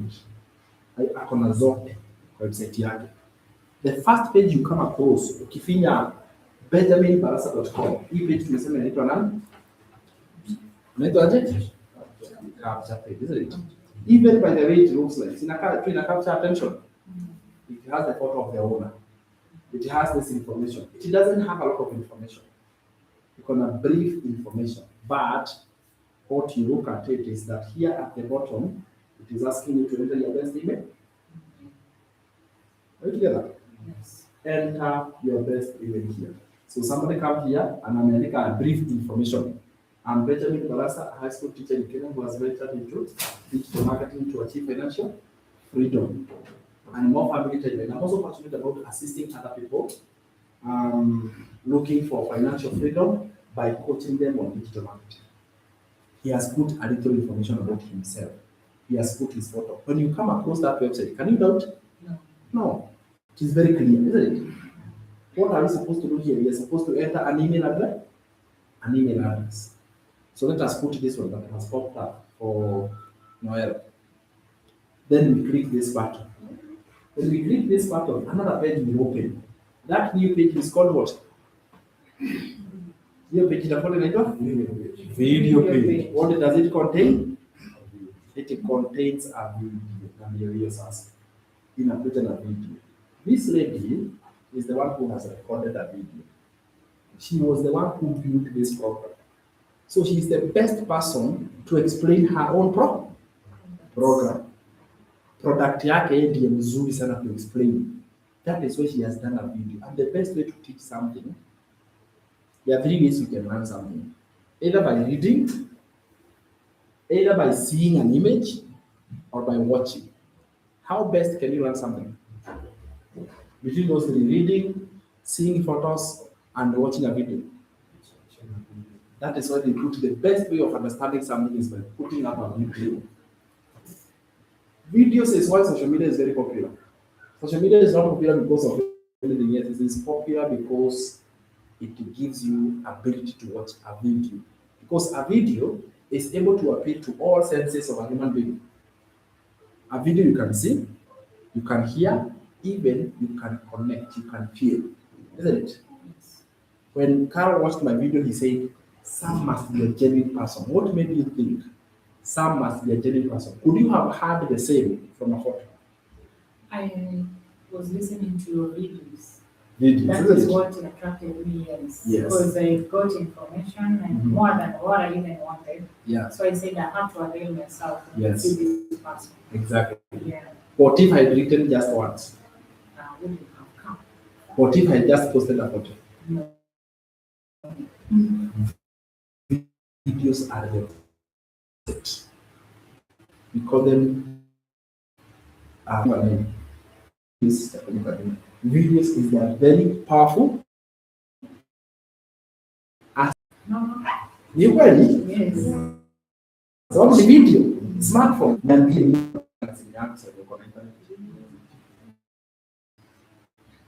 When you want to teach you how to get visitors, you get visitors by posting a video. It is the fastest way. No, you know, videos are very powerful. In fact, I want you to try. Next time you are communicating something, challenge yourself. Sasa ni WhatsApp unataka kuongea na mtu, shika simu record video. Chenye ungemwandikia text record. Do that. Hata kama ni good morning unaambia mtu. Just take a video say, hi, good morning. I just wanted to say good morning to you. Uniambie ata appreciate video ama text. Video. Serious? When you want to talk to somebody, usiandike message. Chukua video. Mwambie, hi, good morning, and I wanted this and this. Do a video. I dare you to do it. A common person, friend yako, your spouse, your friend, your mom. Fanyie tu video. Mwambie, after here, record a video to your mom. Mwambie, nimekuwa physical class, nimesoma vitu vizuri sana. Usimwandike text, fanyie video. Video, don't joke with it. It is very powerful. It is very, and you know a video can be watched as many times as possible by as many people as possible. It's not like a text. It is not like listening to an audio or watching a photo. Video captures all of them. Na that's very, very powerful. Kwa hivyo, usijaribu kuogopa kufanya video. Nani anakubali leo kutoka hapa kufanya video na yeye? How good. Tufanya video na wewe tu. Usiwe tu hapa kufanya video na wewe. Hai, leo tumekuwa physical class. Na kwa na huyu umesoma nini? Hivyo tu. Because it's like the way we are talking. What does a camera do? In fact, camera is better. Because camera ni kama choka moja kamekuangalia hata haka. It does. We fear nani ya camera shy. Anasema, oh my goodness. You are causing opportunities for the future. The age we are in today, you are just causing opportunities. Lazima mimi sitastaki kutajirika. Tumesema the evergreen opportunities are making money. That is what you are doing. The number one way, Mr. Dan, to sell your book is to create a video and talk about it. You see, kitambo, and I know I'm emphasizing this a lot because it is actually the most powerful. Kitambo, when you wanted to sell something, you would go to a seminar, you shake hands, walikuwa wanaita morning breakfast, wanaenda workshop, seminar, isn't it? Na kila mtu anapewa chance ya kusimama hapo mbele. Is that true? Physical training, that was the way. Today you have the opportunity to talk to 1 million people on your phone. I did a video, right now it has 2.4 million views. Those are 2.4. Can I find somewhere a stadium with 2.4 million people? No. But a video can speak to 2.4 million. Higher. When will that video stop talking? Really not talk? I don't want us to look down on the power of videos. Na nimekupea challenge. Kutoka sasa anza ku communicate through videos. Try with WhatsApp. Hata kama ni hi, hata kama unasema nini, idea ni chukua video, chenye ukiandika, record a video and send. Do you have something you want to say? Mtu nyumbani. Anybody? Noel, do you want to talk to someone? Not business, not the kitu tu yako personal. So that's what's my example. For example, why is give me my phone? Salimia watoto wangu nyumbani. Sasa hivi unasalimia. I'm just saying hi to my kids at home. Niwasalimia tu, niwaambia hi, ndio simu yangu inatumika hapa. Say hi to your kids. You have a family group, chukua ka video uwasalimie tu. Sababu ni kuwasalimia tu, chukua simu unawasalimia watu. Chukua simu salimia mama wewe. Ndio mama mpigania ukue hapa alafu usalimie. Usalimie lakini usimsalimie na text. Usalimie na vipi? Uniambie vile ata appreciate. Hajawahi kwanza kitu ya kwanza hajaisikia unamfanyia video. Gentleman, wewe salimia mama. Nyahururu kwanza. Kwanza mama kwa Nyahururu msalimie mwambie niko Nairobi na niko physical action but do a video. I'm telling you, si business, si ku market chochote, unasalimia mtu mwenye unajua. Hata nitakurekodi kitaka.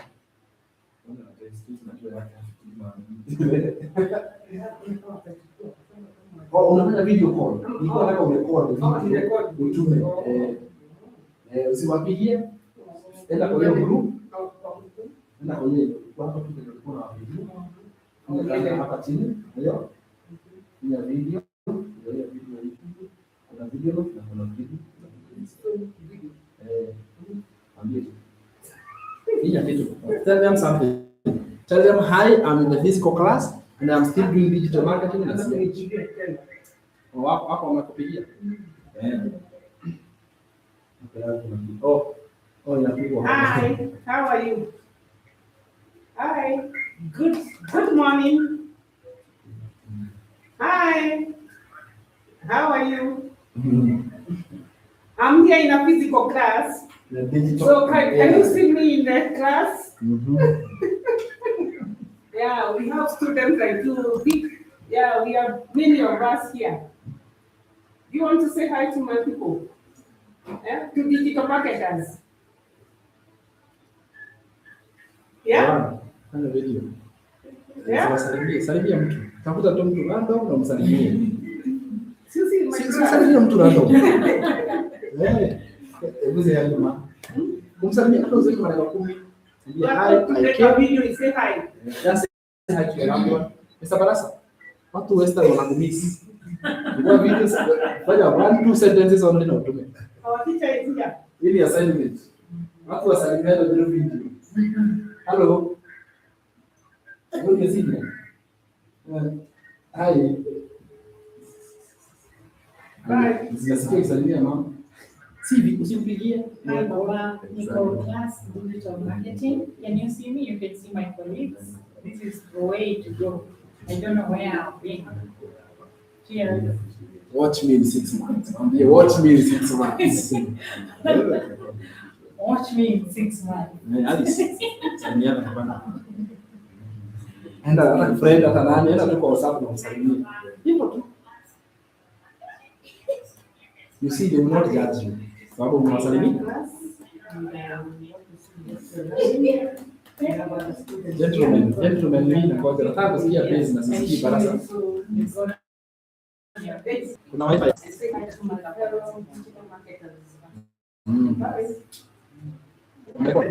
Video, not voice note. Good. That's what I'm saying. Please, tunasalimiana. Tunasalimiana tu. Hatuna mambo mengi. Nisapenda. Salimia mtu na video. Yeah?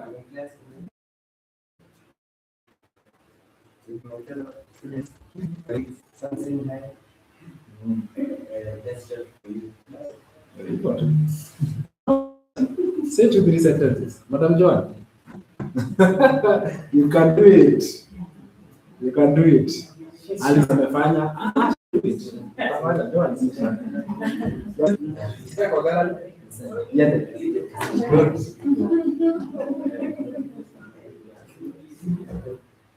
Tunangoja Mr. Benjamin.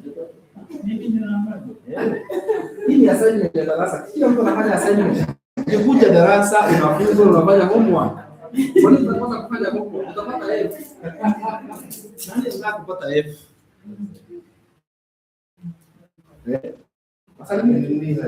Hata isipokuwa record video, unaona kufanya send. Hata kama haitaenda. Haita baadaye.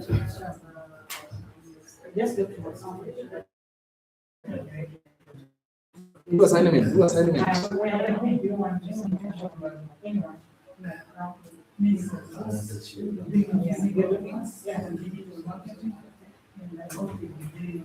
Hata usijali na itaenda baadaye hiyo video. Just record it.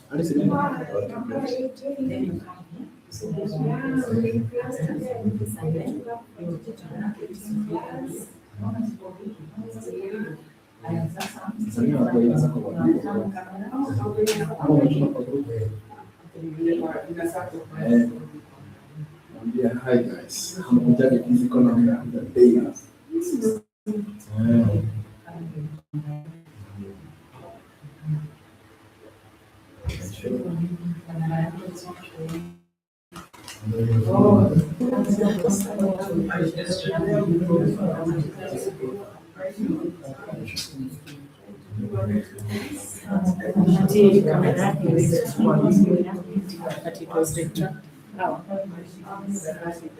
Hi, Professor Marketers. How are you this morning? Yeah, in class here. And I've just decided to say hi to you guys. You're so quiet. Look at this. What is that? What's happening? Okay, I'm going to See what camera. look at this. No, it's fixed.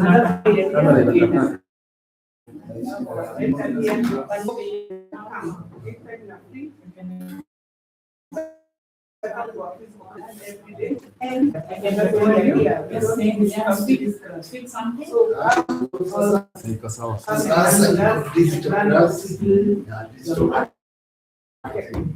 so we can don't please come, learn something special. Thank you. Kwa sawa. Najua inataka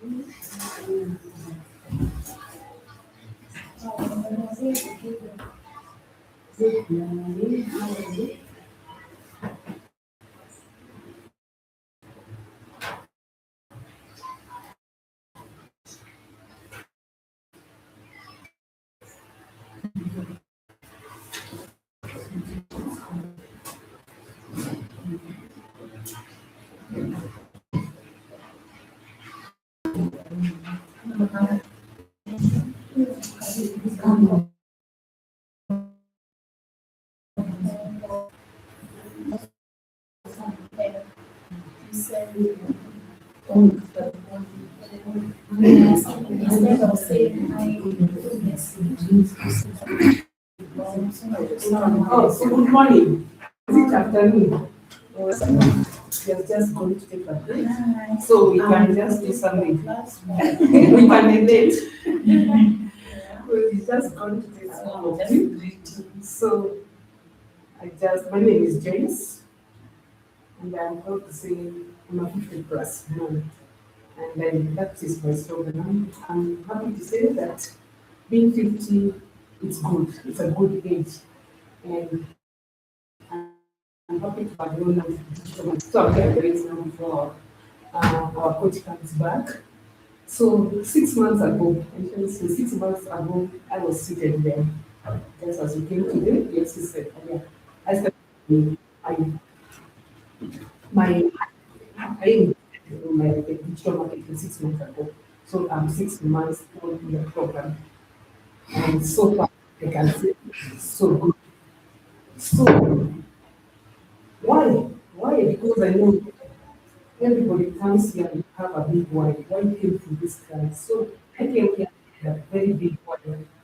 I wanted an extra income. I wanted someday that when I retire, I won't be working, I won't be tired. I want to retire when I'm happy. Yeah? So being a 50 years mom, I've worked for many years. I can say quite that part of work. I have long hours in baking. Before then, we used to bake. I had a shop outside, but when COVID hit, we went back to the house. We were forced back to the house. So I decided I could not be able to pay my workers. So I decided to go back and do water for this. And right now, I do my baking from the house. I'm home baker. And it's a good skill. In fact, baking is a very beautiful business because you're from it. But looking back at my age, I'm aging. I want to retire. 50 plus. You know, when you say 50 plus, You told me why I am not here. I mean, that look, it will be there to and that's why what that is area. Sometimes, but even for us nowadays, running for their families. So we are going 50 was ideally for myself. So I actually left out one thing for the boss.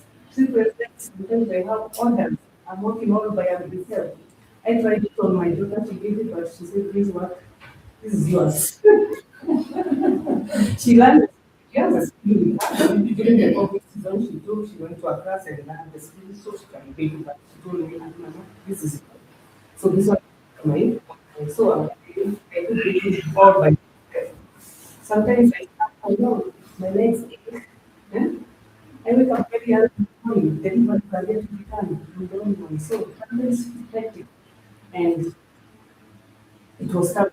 It was stuck on me. So I was looking for something. As I ran for my something I can do, get them, get me comfortably, and I have a freedom. You know, those freedom, especially for myself. You know, those things you've been trying to do. And one day when I grow up, I'll be like this. I want to like, well, yeah, I want to do this. That's what my aim, my why, big why. And then the same time, I had a sick mother. So all the earnings were in the hospital. I was taking care of my mom. So when I decided to start, I saw some like I saw some in April last year on this online Sonia scrolling. I saw some it took my time. I was not good. Every May, June, July, and things were coming now. So around September, I started looking out for something. Is this still serious? I think we started doing research. And come October, I came and started there. And this time I was calling a video website because I needed some more money. So I came and started there and said, this is what I want to do. I want to help my family. Yes, I've been starting with my family, but here is my mother. If she's sick and I want to start with her, I want to take the best care I can do. So and I started. But unfortunately, she passed away by the end of October. So again, there's things have come to me and tell me what I have to first tell my mom so that they can start on my business. Even when you have something which is bringing you down, here is a new business without you. So things were coming. So I decided some being my life, we take up mood and other then you and I took up and so there was AI, which I appreciate so much because it took care of the posting and I took AI and it could schedule some work for me and now I could go for 2 weeks, 3 weeks, every week was working. At least I was there for the move. Things were not that I'm important. AI was working for me, do the device. And when I came back in January, because sometimes life has come. Single. So yeah, sometimes we might want whatever, but sometimes we have to take things easy. Tuseme yote ni mapenzi ya Mungu, and we move. Life has, we have children to take care, we have other family members to take care. Like especially, we so much to our families, we give so much to our children, to our families, but for yourself, what do you have for your own? Nobody can do it personally. Yeah. So for sure, I didn't do this business. So I came back January and we settled with my mentor and he really took me by my hands. He told me you have to do this place, we decided we start the business and I took nikaika and it comes up so much. And one week I was doing here consistently is calling the modules. So I went to do my modules. I could and apply exam, learning. That's why most of us we fail so much because we don't want to learn. But when we learn, we apply whatever the skill because this is a learn and apply, we take action. Okay? And then show up. If something you don't want to show up, you have to show up. Hmm? Sometimes you're overwhelmed by things because you still this is life. But yeah, people have to, you have to, you relate to an audience, you relate with clients. So, but if you take an example of opening a shop today and then you close the door tomorrow, what will happen? What will you do? Then you so they wakikuja leo they'll come with the shop there. They know the shop. Come tomorrow, first day wanaangalia waone the shop that day they and then enter the shop. So just go out and then the fourth day or is a day. Then the tenth day they come buy because now we have started with you. Or take an example of two women in the market. Moja ananyanya na mwingine anauza nyanya. Mwingine ukiweka kwa nyamazia unanunua tena kuangalia tu. Looking at it. Yeah, nataka kuchukua kile unachukua pale. Kama the other lady who is selling the same product na anakuwa welcome. Kwa hiyo the one who is sitting. So the same thing accessibility is also you have to engage with the audience. And that's why I took my ikachukua ile and by the end of January got this good interest good again by first day. And then that is what she needed to vaccine. And then you take your kids and you fuel and you take off. And then since I got great happy started with this because things have been working for me. I've been showing that even sometimes when you feel okay, I've been to the night, but I have to do my life and do all the things I have to do really good hours to do what was as there. More discuss me because without that, I've been at it. Because all of the people even ask, so you see, I come to this program, did I get money by tomorrow? And you know, and I think that if I start today, how long will it take? They want how do you exercise the person? First, this is getting skill. Skill. This is an investment where you plan, you have to be patient, and you have to show up now and then. And the moment you show up, you know, people create connection. And then we are here because people buy from those people they see everything, they like, and the people they trust.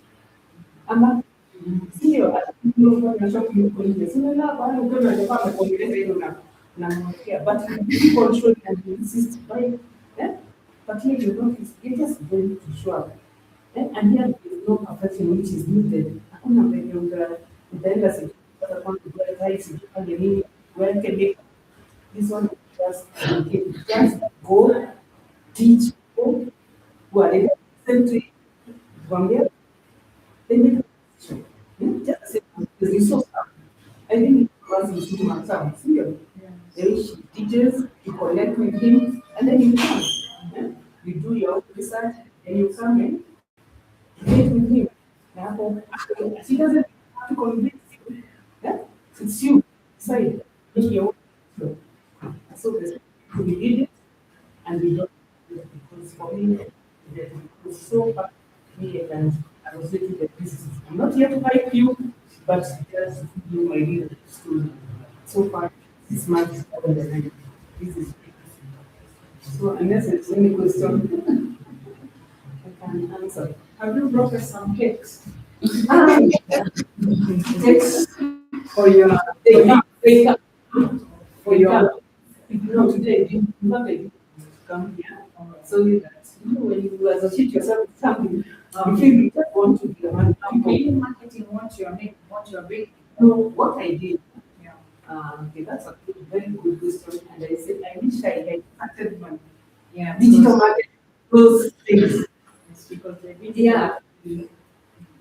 sell you. For me, I was marketing my cakes because right now I want to retire. I want to give that to somebody else. I want my freedom. Yes, that's why I'm marketing my cakes for now. But I usually bake. I'm not getting this. There was people I usually associate with. They still me from the things you have to. I have an occasion that you do this for me. So I'm not to get better. But there's it will come. Yeah? I'm going to be digital. Yeah? So we are something that make money at the same time, have the in daily life, right? Yes. Yeah, I did like sometimes very tech. Yeah. Supply No, labor. I don't supply to the corporate and the occasions. But when I have a shop, I used to be a yeah, I used to full package. I would do the cake, do the cakes, and it was a kind of go around it. But for now, you know, so I do. And that's why I have something. So I'm doing, and I don't just can do digital marketing. Yeah, that's one. That's as I was saying. Yeah. So now I'm working the house, so I just orders. Yeah. So you can. So to you, supply so that you get in digital. No, what I'm doing, no, what I'm doing with my kids, because I have my investment. In future, I want to do my ebooks so that I can sell them online. Yeah, they will do, we have different recipes.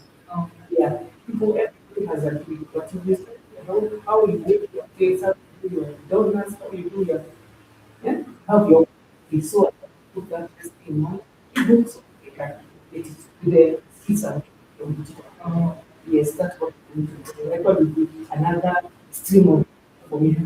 Yeah. Sam. Yeah. Thank you so much. Yeah. Umefanya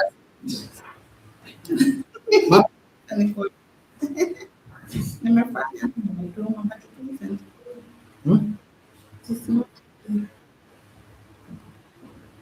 Okay. I want to get you. Kitaka kuongea kitu fanya. Sindio? We have already discovered that the most powerful tool is what? The day, the true story. The day just alikuja akaniambia I don't even dare. Kwanza nitoe hii kitu kwanza inasumbua. You know what happened. So she told me that she doesn't want me to record her on camera. Because she said hiyo kitu sitaki. Si ile nilikuwa kamera haraka sana. Kama ni maji moto, kama ni moto. Eh? Kama ni moto inachoma. And how do you feel now after doing the video? Are you still alive? Breathing and kicking? Si uko? That is the asset of today. I'll show you how you can do videos with the AI. It's not good. Another challenge is not maybe the video, it's what to say. Sindio? What to? Sometimes some see video, and then what can I say? Sometimes it's how you look. Let me tell you a story of my team. If you look at me properly, you find I have a gap in my tooth. The more you notice, it's very hard unless I tell you. So I had the gap on my tooth. And I was very sensitive. So every time I would hold my phone, that is the camera that will remind you. When I look at myself and I say, now who is going to listen to this person in the podcast? So I stopped recording there and there because I was sensitive about my tooth. Today you can have AI dress you the way you want in a nice dress, looking nice, especially ladies, isn't it? You can create a video to market your digital product using AI. That is what we are doing right now. The session we are in now, it is to show you how do you get unlimited visitors to your website. That is what we call attraction marketing. So right there, attraction marketing. So when Jace came to the physical action, akasema yeye hataki kuonekana kwa kamera na nisijaribu. Nasikia ilikuwa onyo. Usijaribu kufanya nini? Record. Nikamwambia okay, I cannot record you without your permission. So these cameras are not looking at me. But if you want to do a video, I'm happy. Sawa? I'm okay because I know you are going to grow. And that is what she did. We did a video. We did it with her. And today she's one of the people who is even doing lives. She's now doing lives online. Every time at 7 a.m. you're going to find Joyce Akiwa live talking about this digital business because she learned. So, attraction marketing.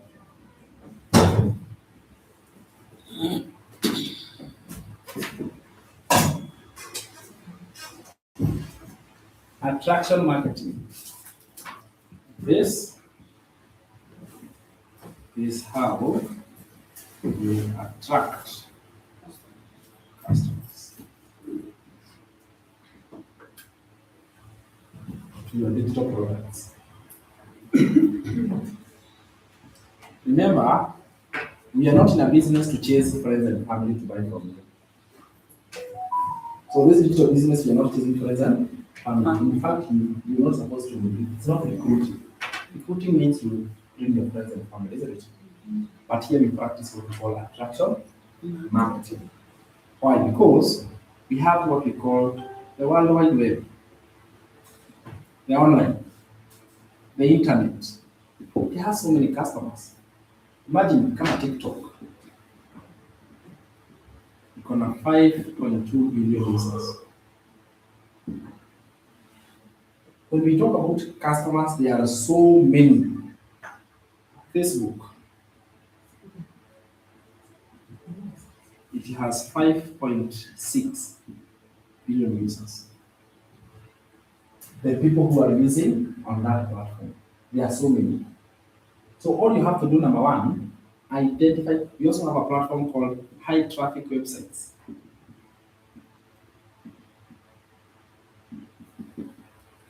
They have 80 million users per month.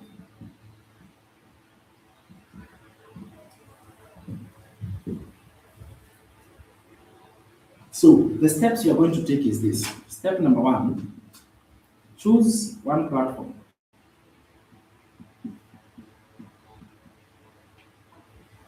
Choose one platform. Example, Facebook, Instagram, TikTok. It has huge number of audience there. Then create an account.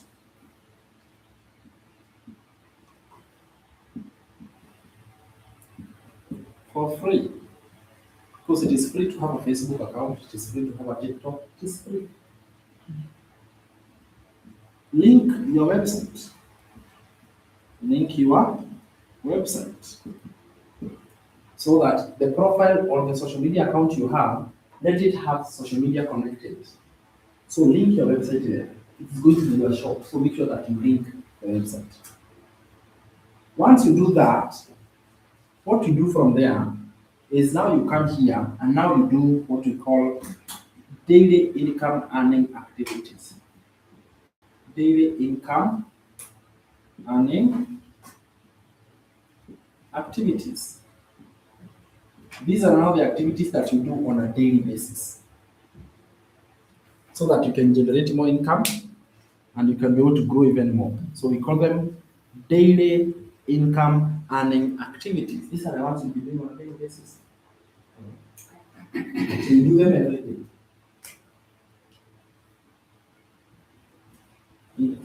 Let's say, for example, the first activity that you take 30 minutes of your day, you do activity we call copy and paste of the ads.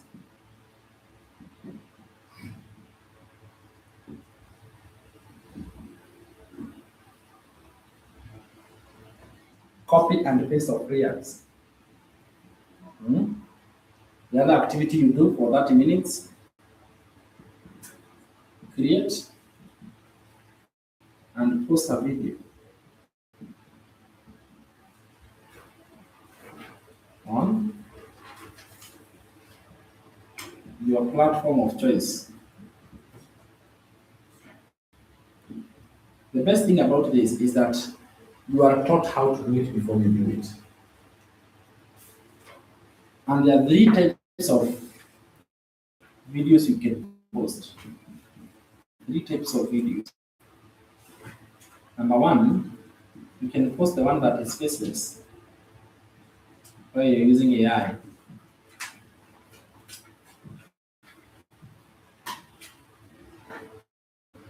you can post the one we call face forward using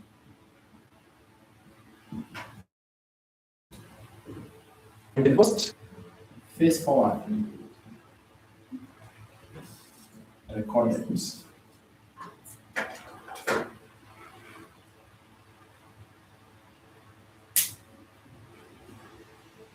Social media feeds on the content you give it. Is that okay? It is able to read the video and tell who is this video talking to, and it will take that video to the phone of the one it is talking to. Have you ever noticed, by the way, whenever you are watching a video, you watch it to the end, when you scroll to the next one, it is similar. Yeah? Have you ever seen when you watch a video to the end, when you scroll the next one, it is more or less the same. You scroll another one, it is more or less the same. I think you start wondering, how these people are now, even when you open the phone later, you find the same video that is talking about the same topic. Have you ever seen that? What do we call that? Algorithm. Okay? The social media algorithm, it is able to study what you are interested in. For example, how many of you, when you started watching me, you started seeing videos on how to make money online, digital marketing, they became the same until you wonder, they were not there. Now, after I watched one, they have all of them become. The following day, you watch video of the Russian guy. From there, all your videos are about the Russian guy. Maybe there's a Russian guy, where the Russian guy. Then at the time, maybe you are looking for a shoe. From there, now you are just watching people selling shoes. We call that algorithm. It is a system that is able to push to you what you are interested in. So therefore, even you, when you create your content, you are going to create content that is talking about a certain topic, because the same algorithm will push your video to the people who are looking for it. All right? Already people are looking for ways to make money online. So you already saw about the three major evergreen areas. So all your messaging, if your messaging is about making money online, know that the demand is high. And people are already searching for those ways out there. Then the algorithm push your video. It does not have any biasness. It doesn't matter which skin color you are, where you come from, what is your race, what is your tribe, which country you come from. It doesn't matter. But as long as you post out content that is talking about a specific topic, be sure you get views. And from views, what happens is that when you post out a video, whether there are these three, they will ask you which one is your favorite. When you record a video, the first thing it gets is what we call views. Inapataka nini? Views. After imepata views, haimaliziani hapo. After views, you get likes. After likes, share. After share, comment. Ni comment inakuja next. Alafu save, sindio? These ones are simple activities that tells the algorithm this video is viewed by this number of people. Those who viewed, these are the ones who liked.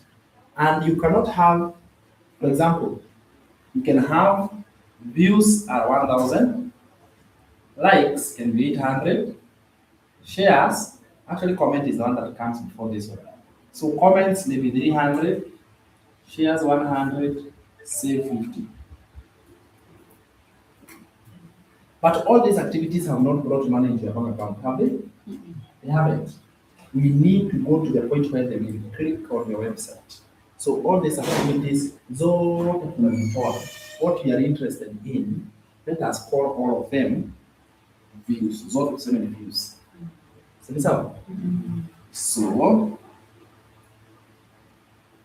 from viewing, commenting, sharing, it is all the views. After views, those who view and comment and do everything, we want them to click on our website. Are you following? We Because if they don't click on your website, or if you don't have a website, you're doing a zero work. Zero credit. You're doing a zero. From clicking, we shall go down there and we shall have those who do what? Those who buy? Buy. It is the sale that puts money into your account. Not likes, not views, not comments, not being viral. By the way, you can be viral, and that viral can act against you. You can be viral for a bad reason, isn't it? So it is not about being viral. It is about get views that click on the website and they buy. Because what are you interested in? It is the same. That is what you are interested in. So whenever you post out, you're not posting to go viral. You're not posting to get a lot of views. If you get, no problem. Is that okay? This buying is the one that puts money into your bank account. So moving forward, what we focus on in the digital marketing business, it is to teach you these things. Copy and paste, how do you do it? How do you create and post videos? The same way I've told you, create a video. Instead of writing, Carol, what we are doing here, you see, for example, if you are at home, or anywhere you want to write a message on WhatsApp, don't write it. Okay? Try that. Do a video, so kila mtu hapa anafanya hiyo assignment. Umesalimia mtu wao nyumbani, umeenda WhatsApp akafanya video. Mr. Bella akasalimia the doctor, amesalimia mom, si ni kweli? Yeye tu kumwambia hi mom, how are you? Kumwambia video, hi mom, how are you? If you are afraid of camera, do you know you have achieved something today? Nani nyuma yake ya kwanza kurekodi video? Sema tu hiyo nyuma yangu ya kwanza, mimi sijawahi kurekodi. Sio picha ka video. Nani first time yake? Alice. Bali naona kabisa ya kwa first. Nako naona ni first time. Isn't it? So it means you have achieved something retro today. You have been able to go an extra step. So how do you ensure that your video is going to bring the sales? Because if the video does not bring the sales, hakuna kitu kimefaa. Sababu unakuwa umesema umepost, lakini bado hakuna matokeo. So we have to make sure it is okay. So what we do here in attraction marketing, we do a few things. First of all, you have to know who is your target audience. Who is your target audience? So the first step of attraction marketing is to identify who I am speaking to. We call this target audience. And you have to be very, very sure. Because let me tell you, if you try to talk to everyone, you will talk to no one. So we are not trying to talk to everyone, we are trying to speak to a certain target audience. So, and the best target audience, the way to identify a target audience, can I tell you what you do? It is to identify common problems between you and the audience. Identify common problems between you and the audience you are targeting.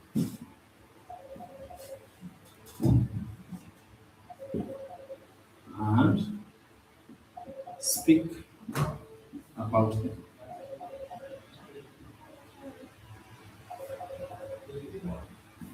That is the number one way, the easiest way to know, to identify a target audience.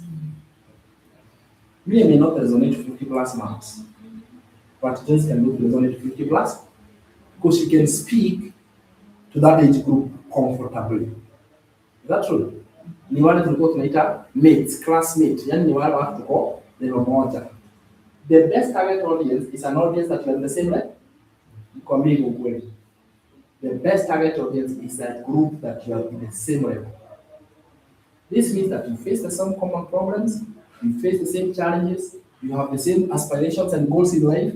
So that is the audience that is going to relate on you. Once you identify, right, what you do next is follow a proven structure of content. Follow a proven structure of content. What do I mean by structure of content? Or video, or message. The content basically means the message, because you're going to put it out there in public. Whether you shall use AI, all right? What I'm doing right now, I'm actually digging deeper now, okay? But there is more information into modules because there is extended training that even proceeds from here. So the first one is what we call a hook.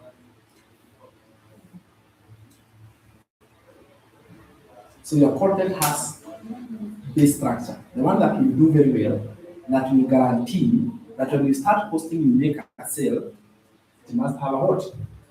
A hook. A hook is a strong opening statement.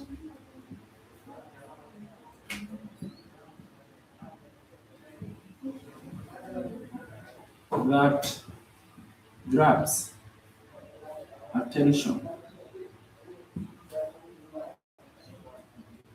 of the audience.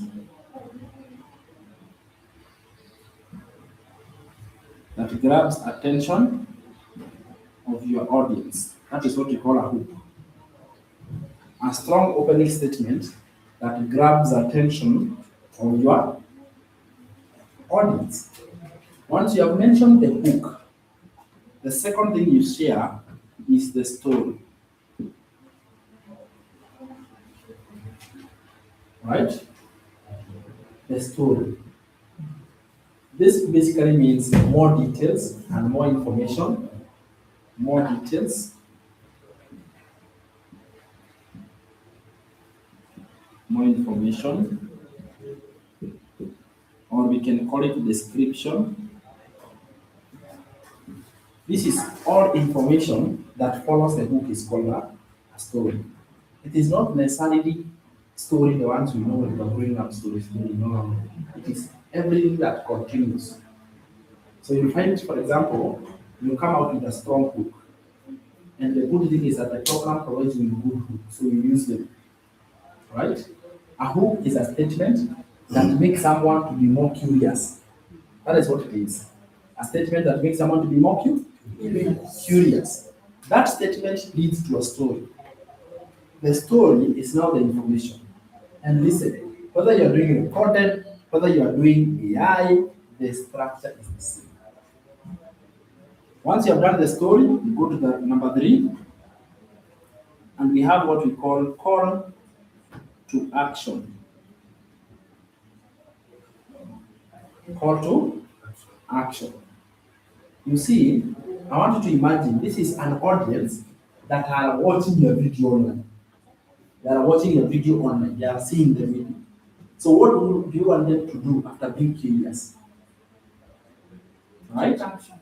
Yeah? Yes. What is the action you want them to take? What action?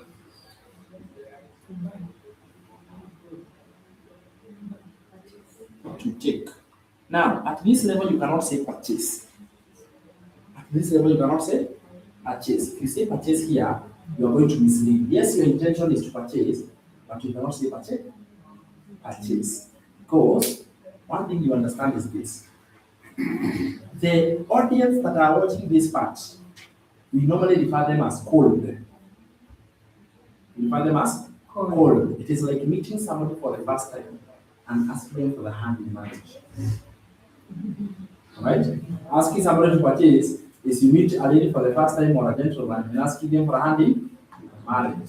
So you would look like someone who is not okay. Is that true? You cannot ask somebody to purchase you. You are going to run away. But what do? You nurture them. Okay? So that curiosity, it is not curiosity to buy, it is curiosity to know more. Curiosity to? No. Are we together? Mm-hmm. So the curiosity of the person is not to buy, they are curious to know more. So the temperature. So there is something called temperature of your audience. I'm the thermometer of your audience. Yeah, the word is the thermometer of your audience. We call it audience thermometer.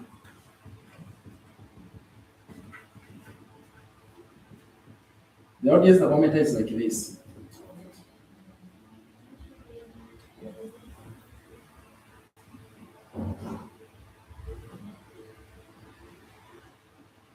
The thermometer of the audience looks like that.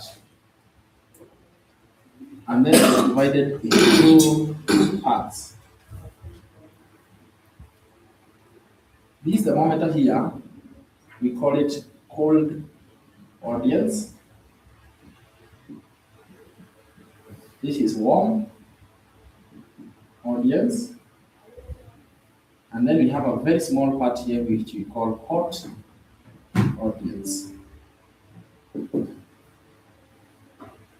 We have cold audience, warm audience, and hot audience. Hot audience is like the audience that are ready to get married that day. You want to get married that day? That day. So you can classify them as what? Hot. They are very few. Those who can watch a video and purchase directly are almost impossible to find. Okay. In fact, in percentage, this is only 1%. Hard and very rare to find. Then we have another 3% here that are warm. And then here we have 96% that are what? That are cold. So do you see why you cannot ask an action to buy? Because when your action is to buy, you run away. Just like somebody when they meet for the first time, they ask for a hand in marriage. Cannot come back again. They run. Is that okay? That is why you need a website. So what you do, you ask the right action to ask is send them to the website. Link on bio. So the link is of your website. Ask them to click the link on your bio or to comment that they are interested. I don't know whether you are getting information there. Yes. So you do not ask the audience to buy there and there. You ask them, you know what, go to my website, because the website is the one that will increase the leverage. The website is the one that will nurture. It will warm them for you. So you are left to bring in more, so that the website can do the warm up for you. Are you connecting? That is exactly how we do it. So really when you do that, the mindset of success, maybe the topic here, the one. Yes? Where does the pain point and solution come? The pain point and solution comes in here. It's the structure of the content. The pain point is the hook. The solution is in the story. It is just another way of saying pain point. Mention the pain point. You mention where? In the hook. For example, you can say, if you are a 50-plus-year-old man and you are sick and tired of reporting to your place of work, that's a pain point, isn't it? Yes, a 50-plus-year-old man who is sick and tired of going to work every day. That is a pain point. We also call it a hook. Then the story is where you show the solution to that. If I showed you today a digital business that you can work from home around your kids,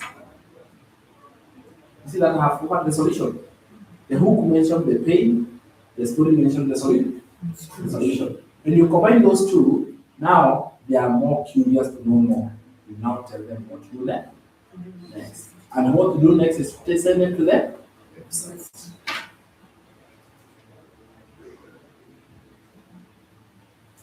Mindset of success in digital marketing.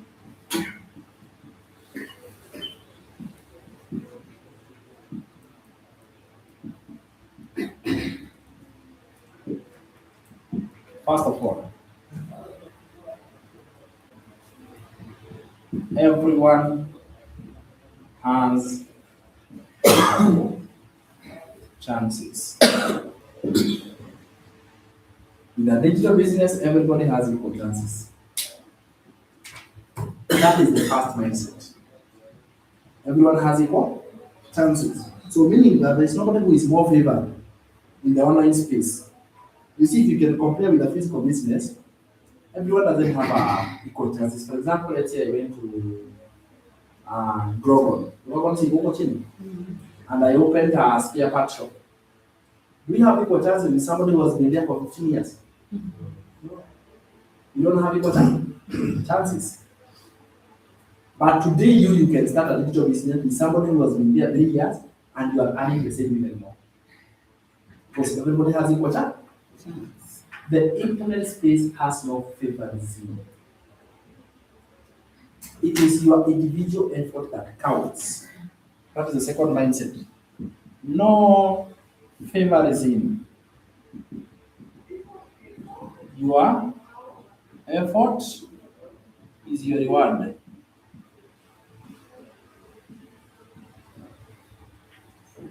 There is no favoritism online. Your effort is your reward. If you put in little effort, you get a little reward. If you put in more effort, you get more reward. It is just the way it is. Okay. The good thing with this business, do you know you can join today, and in 5 years you can be earning more than me, or even 3 years, you can be making more than me because you are putting more effort than. Are you seeing what I'm saying? So your effort is your reward. So if you don't put in effort, do you see anything? No. Number 3.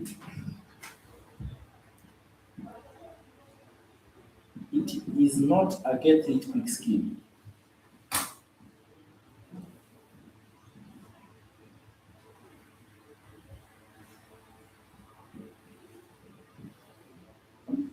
I say that all the time.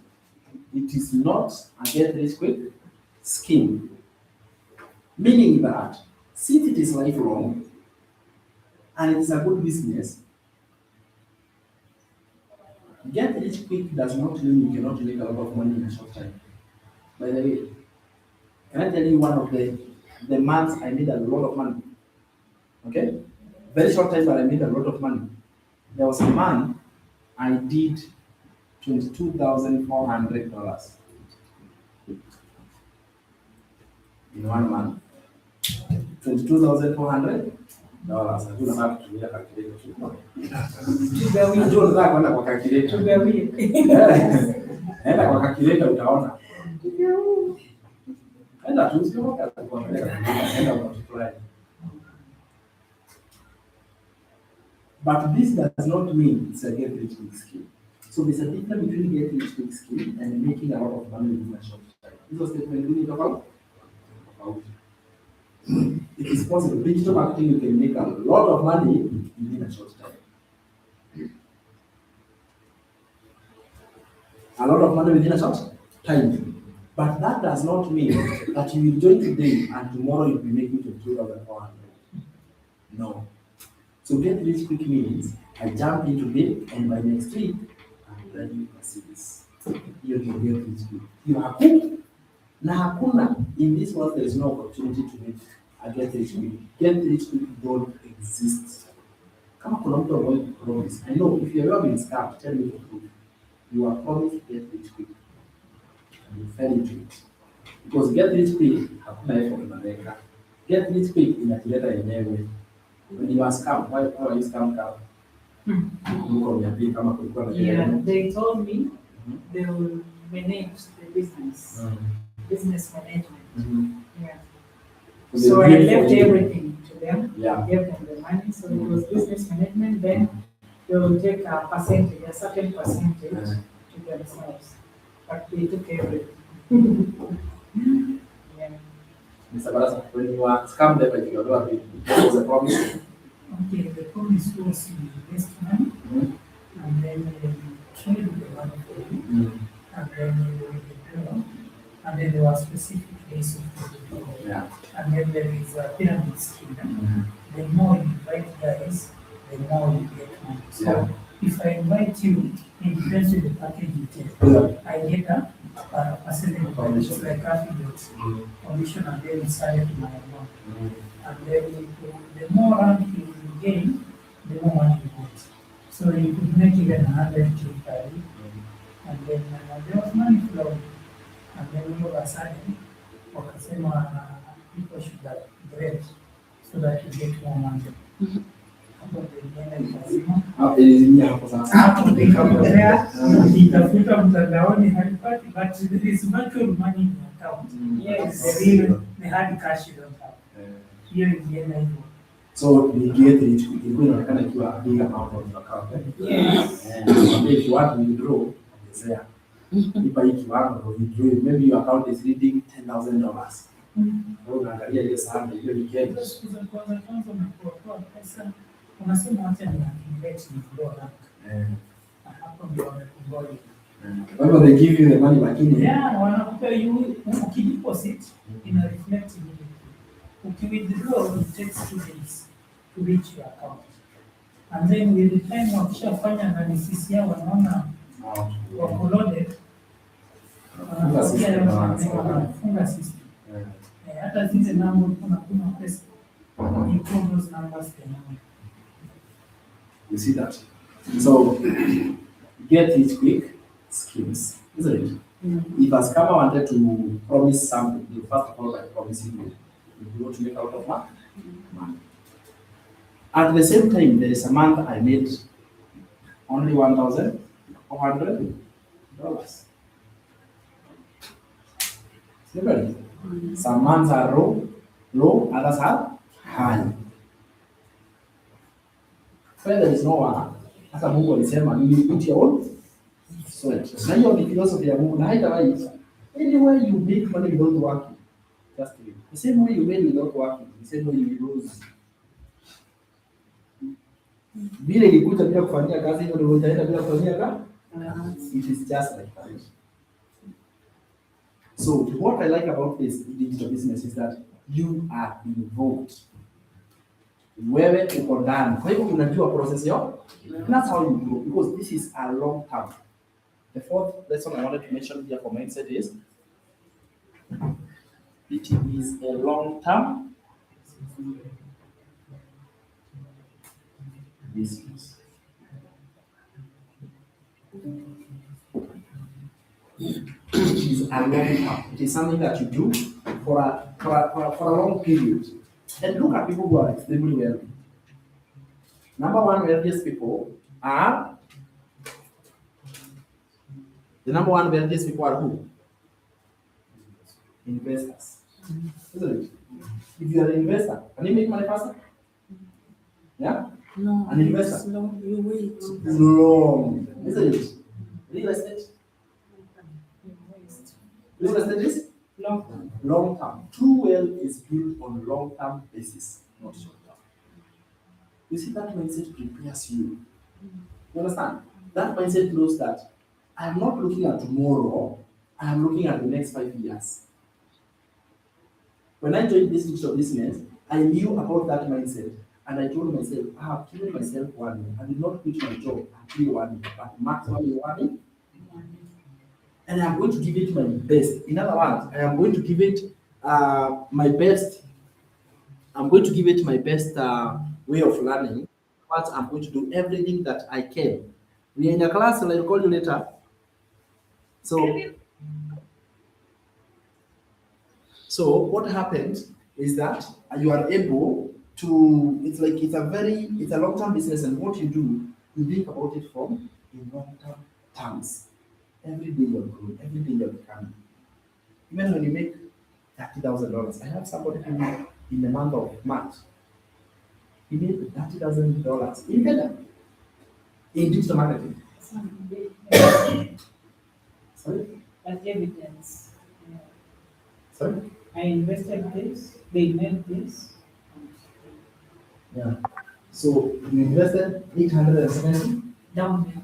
So they made 9 for me. You invested how much? Here for achievement. So 4.5. it was So make I 70. yes. ikaleta 9.2. 9.2. So, ulienda wapi?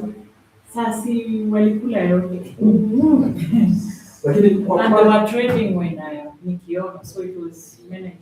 So unaona everything the way they are doing. Supervisor. Yeah, so mimi nilikuwa supervisor. So ile Senior. 9.2 Boss. wakani.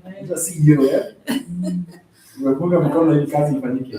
Siku zote gone. Email address gone. So I went into, In reality, I went into depression. I recovered. Sasa I am here again. You know one thing, you learn a lesson. Yeah. That you never do. Yes. Kama hauko involved kwa kitu utatana. Yeah, now that kind of pyramid, they hit you. Those you invited, wanabaki wakikufuata wewe, wanajua you are part of the scam. Na wewe umeumia kwa shida. So relationships break. Kama ulileta watu wa church, tunahama kanisa. Unahama hiyo kanisa. Madeni na change roads. Na hizo pesa labda ulikuwa umekopa. Unaenda east, unaenda west. Any money you make without working, okay, is the same way it will go. So from now henceforth, as long if you're not involved, know that this world was created by God. Na alisema lazima ufanyie kazi. Kama haujafanyia kazi unapata. Hiyo ndio nimekuja nikuita. Because it looks like a handout. Unawezaje let the money work for you? Yaani pahali bado unasema hivi. Mbona niambie kuna pahali bado unasema money will work for you? Nataka story niambie kama kunayo. Kunayo? Money will work for you, tell us that part. You can't see that part. Money, we invest in things that are solid, stock, real estate, you know, those are natural. So, lakini hii ya currencies.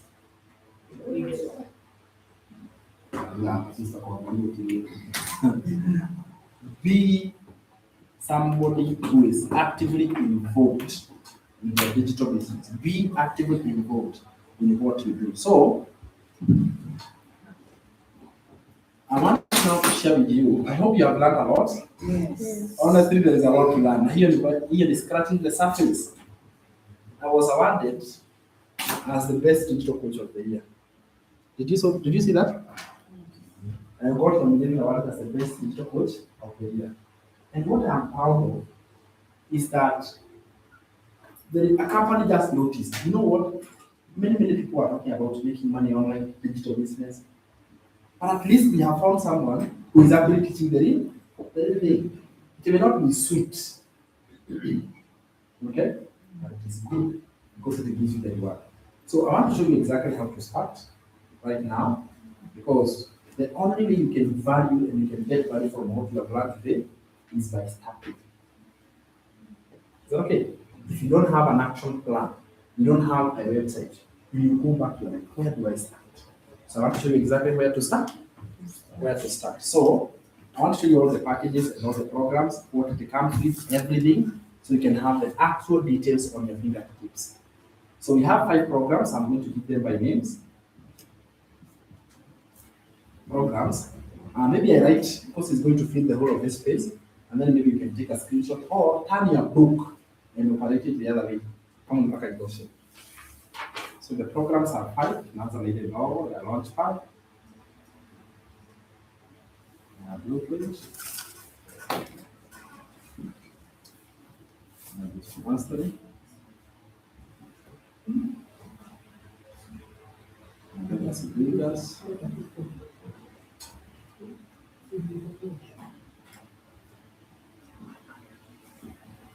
And legacy bundle.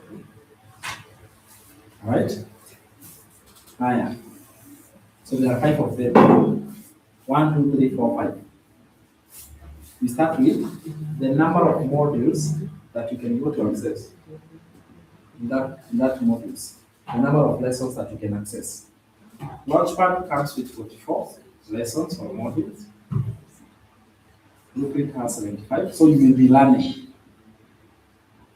This one has 90 modules.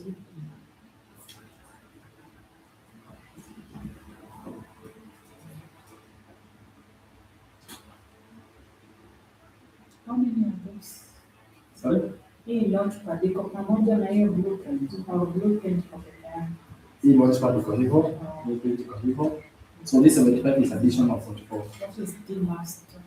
Digital Oh. master. Digital. Digital master. So let's look at the time you take to complete. Here you require 19 hours.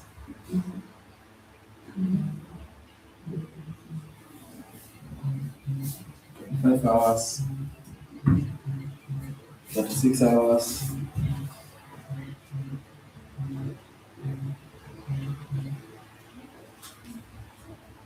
25, 36. Then we have 45 hours. And this one is 52 hours. Sasa ni zile packages. Kuja kwa income streams.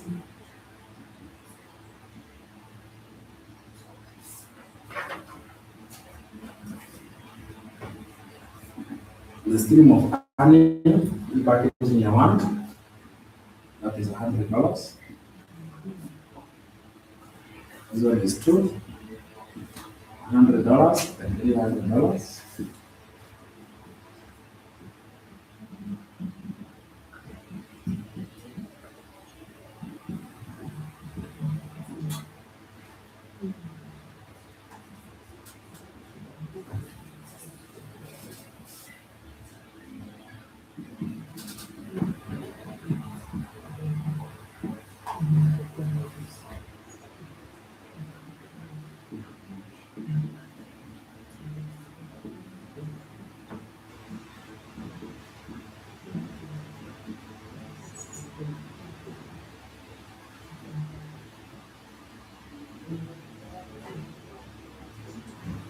Then each package will come with a ready-made website.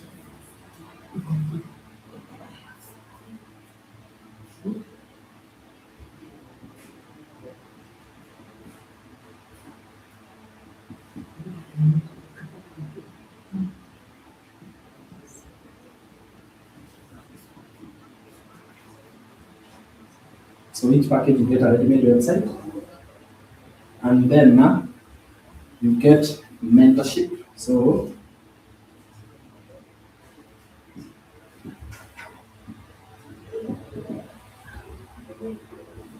this one we call it direct mentorship.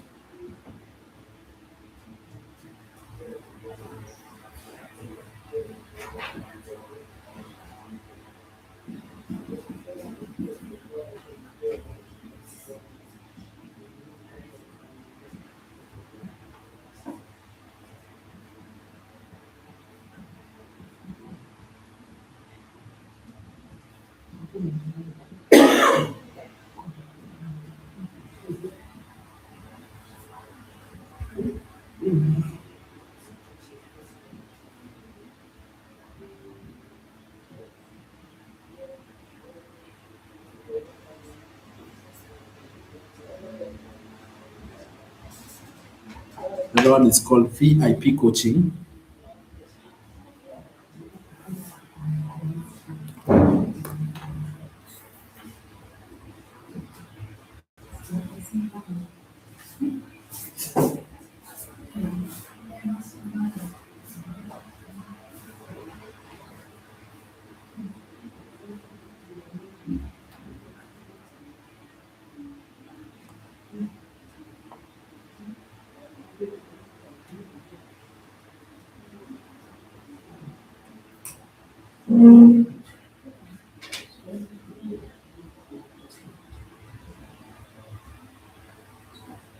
There is also a community.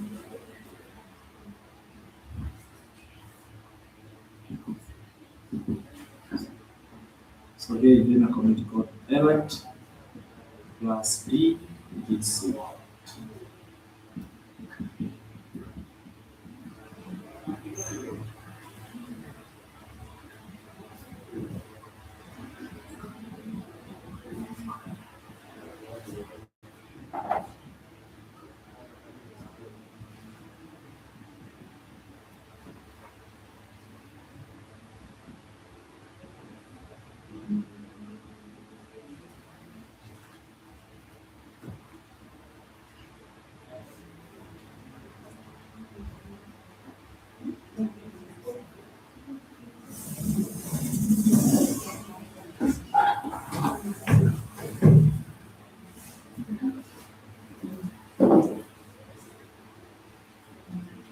So I want us to look at the programs.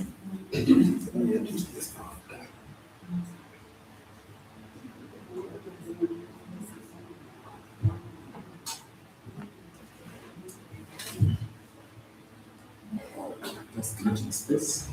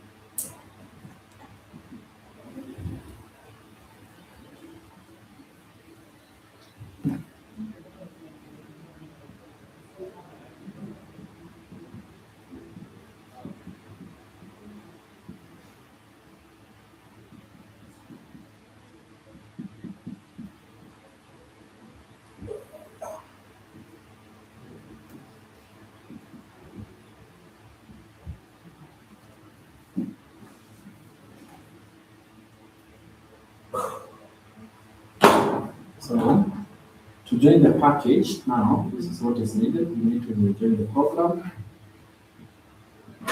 This one will require $100. And then it has the admin fee of $39.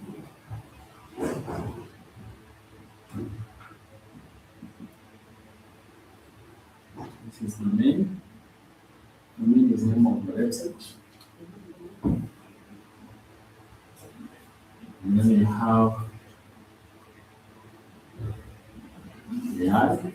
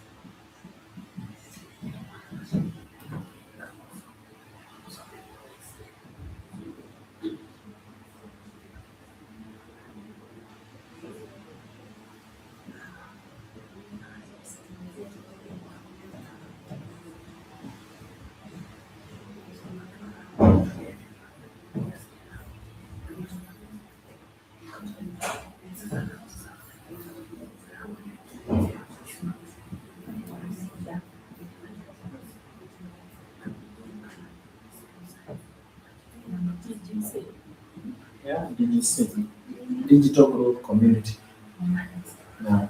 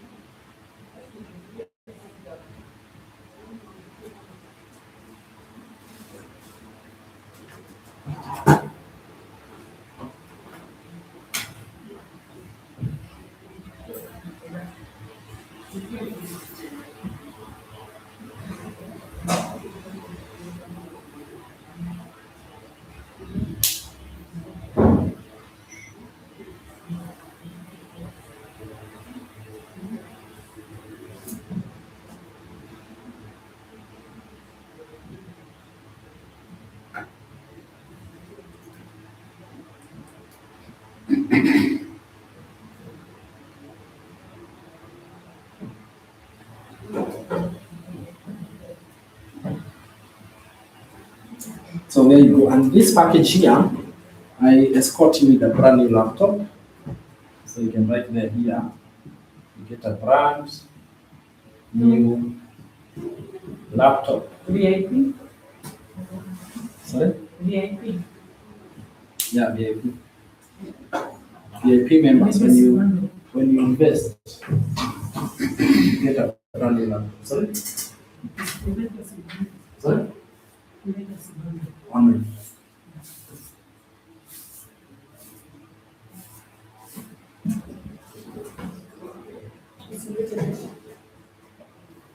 Sorry? In that way.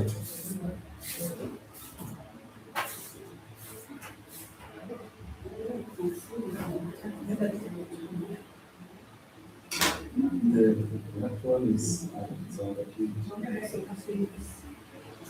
Oh, Google is not that page. Google is not that page.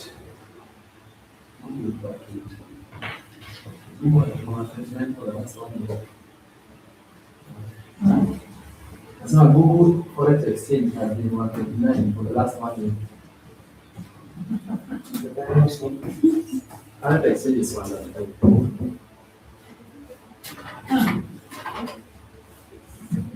Actually, it is 137. This fuel crisis, you know what happens? They increase the dollar. Fuel is actually the commodity that causes the dollar to strengthen. So that's why it is going high. Google is not that good. It has been on 23 for example, even like not reliable.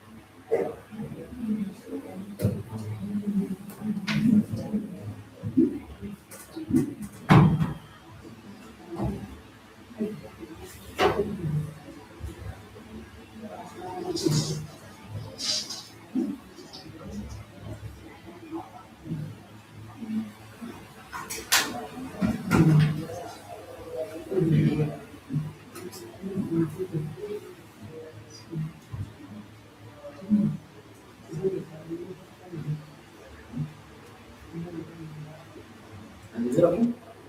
That's fine.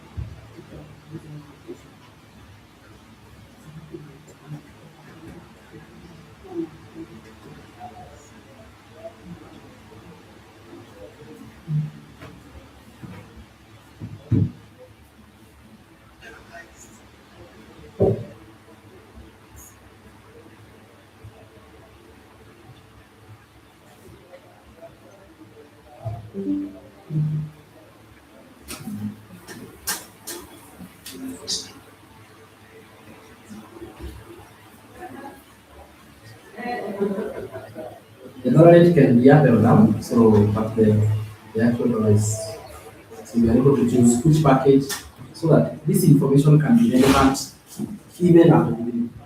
Because how can you be able to actually make it work? Right? So you take a package, the one that has more results. To even help you decide, because you might be tied between which one is this. The package that is going to help you to make more money is the package with more strings. 5-string package has way much better returns than the small packages. So the number one selling digital product among those four is the bundle. It is the one that moves the fastest. It is the one that has high returns. If you're not able to take it direct, you can upgrade. You can start small and upgrade. And upgrading, you only minus. You top up from where you are to the new one, you can top up. Is that okay? You'll be able to top up. So you can go gradually, or you can simply take the highest package and be able to proceed. So there are two ways in which you can get there. The worst case scenario is you walk out of that door without a way to go and actualize what you have learned today. Today you have learned a lot. Now if you walk out with nothing, it means that information has imepotelea chini, and that is not what you want. What we do for members every Tuesday. For example, maybe you might wonder, when I become a member, can I come for physical class again? For members, we have our physical class on Tuesday. Once you activate, once you have a package, you're welcome to come on Tuesday. But Friday and Saturday, we keep it for new members. That's how. New members is the one who keep the class on Friday and Saturday. Tuesday, it's purely for members. That is part of membership. If you're not able to come physically, you can come online. Tuesday evening at 8 p.m. we have a membership that is live through Zoom. Because not everybody is available on using the internet. Isn't it? And maybe you might be coming from far. Come and see him, you are living in a home. It's not he can manage to come on Tuesday. So for him, he's able to run well online with Zoom. Yes. So, my question is on talking now. There are several figures on that.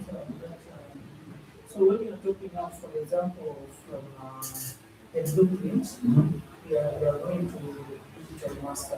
Yeah. Which difference is it the 300 or real difference in the not difference in the total, it is different from the difference in the perfect value. in their home for the. Okay, please, are you able to help me to show how to upgrade? If somebody is upgrading from blueprint to digital mastery, how does upgrading work? You know the answer? So you top up, you minus. For example, if you are coming from, let me use that space. Upgrading works like this. If you are coming from 600, from 300 to 600, you just take 600 minus 300, the one you paid. So you have 300. Then you add admin. This admin is the one that is paid again. It's paid again. And then we shall do a new website because this package has its own website separate from this one. So we shall set up the website again, and the cost will be 100. So upgrading, we pay admin again, and the tech setup again. More reasons why you should do what? You should get a website. So whenever you're upgrading, unachukua top up, then unaanza nayo, unaweka admin, unafanya tech setup, because the website will be done again. Domain remains. Hii ina remain, ya ina remain, ni tech na admin. Answer? Yes, but there is a difference still about you. Unaona hiyo ile website. Yeah. Nimesema ni 100. Yeah. Which is okay. But in this case, kwa hiyo mwenye anachukua hiyo digital mastery, nimeona imewekwa free. Okay, so that is me and my tech team who have decided to set it up for you for free. Kutoka 600 kwenda juu, we have decided to do it for free. You understand? We have decided to do it for you for free. So when you get, for example, you get a client or a customer and you join that program, you can be able to use my team. I allow even a client to use my team or this is a website. Wakutengenezee wewe na pia wale kwenye watu wenye watajoin digital product. And the same rules apply. However, what will happen is that me, I just give you as a person free. If you decide, you normally charge $40 across. What's up? $40 across.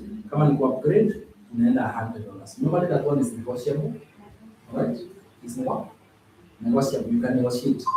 Which one the tech team will do. So hiyo tumeweka kama negotiable. Lakini wewe operate with $40 per website. So $40. 339 and 40 instead of 100. Ukiona nimecancel hiyo discount. Discount hiyo 100. Hiyo yenye nimecancel 100 namaanisha hiyo fee imekuja 40 badala ya 100. So si 100 and enough of 40 hapana. 100 na cancel kwa vile iko na discount. Normally it is $40, but today you get it for $40 discount.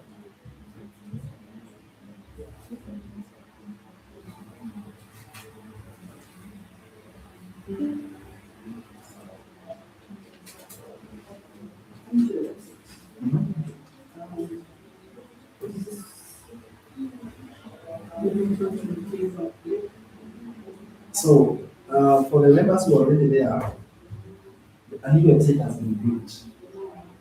Like for example, Benjamin upgraded. It's a new website that has been built. So wale wageni wote wanaingia na hiyo mpya. And those who have been there how yet, they are now refreshing your system. You update kwa hiyo mpya. So a new, more converting website, much more appealing, converts better, and that's what we are saying. So you're going to have building the $40. That applies to members who are already in the class. Yeah. That's one. Does it mean that will keep on changing or? No, it's there. It's once in a very long time. How did I create an account? Do you know how to create an account? The link you access? Yeah. Yes, So what you shall do, come here. If you are a very new member, come here for short time. If you are setting up, we set up right now. It doesn't take much time, 20 to 25 minutes. Website, you give the tech team, they do. We give you the modules. What you start with in the proper nayo hapa ni actual modules. Na maybe kama unachukua package ya laptop unatoka nayo. But you give them the modules, you go learning today. And then by the end of the day or by tomorrow, your website is ready. Mentorship begins where? There. Is that okay? So for all new members, you come here, and then what existing, you will be attended by Liz and Joyce. If there is any concern that they are not able to handle, they bring to me, I'll have to take the process. And now you have full information, everything can be done today. So, any question? Are we good to go? Sorry, Mr. Tony. Yes, my models. Kama swali na movements na hizo vile zinaenda, the modules are increasing. So for example, hizi modules zinaongezeka. Does it mean the modules of blueprint ziko na modules za multiple zote ambazo inaongezewa today? Ni kama course ya certificate na ya diploma. Na ya degree. So mtu akisoma degree haihitaji kusoma certificate kwanza. So something like that. So Zile za launch pad bado ziko kwa blueprint. So mwenye ana upgrade anaendelea kuanzia kuna Yes. You talked about the growth in some couldn't have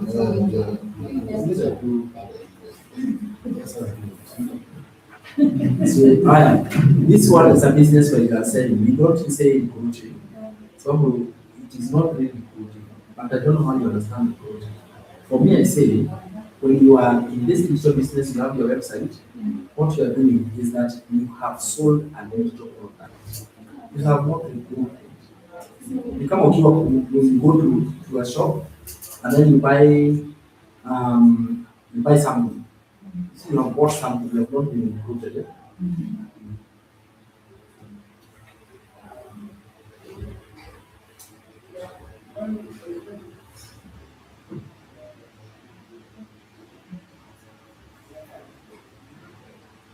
Let me ask. Yes. So let's be for example, I will buy that mastery module. Yes. For example, I Yes. buy it Yeah. Today. today. What then? What then? Step number one, once you purchase the program, this is what happens step by step. Step number one, I will want you to get another understanding of what the business is about. So, for digital mastery, I will give you the portal so that you can access the 90 modules. Those modules are just a way to refresh your mind and educate you more about what you know. Is that okay? That's why we refer this program as Learn as you are. Number two, website setup begins right away. So the next thing you get is website setup. So here at Digital Mastery, these are the 3 streams. Your website is going to contain how many? 3. So on that website, I will ask you for your photo, for the name you want, because that fee covers everything. Hatuna any hidden fee. That's why I reveal everything here, because there is no like some other hidden fee. To be so unfair for me to tell you, this program is 600. And then when you come, unasikia kuna 99, hata kuna 42, hata you become like miscarried. So I reveal to you everything. We register your name, your website, and then on that website, we will connect your bank details. That's all. And those things to sell in will be there, or how will AI will be doing it for me? They will be there. You see now you have an AI program. Uh-huh. The first approach or the first target to go is going to be understanding the program and learning. Selling will follow eventually, because kama hizo 90 modules, that 6 hours in less than 2 days. Let's say a week. Come on. So that 6 hours you have already completed, you have understood how exactly you sell a digital product. And then you have AI. So now you will learn how to use AI, how do you command AI to do the selling for you. So learning is the first approach.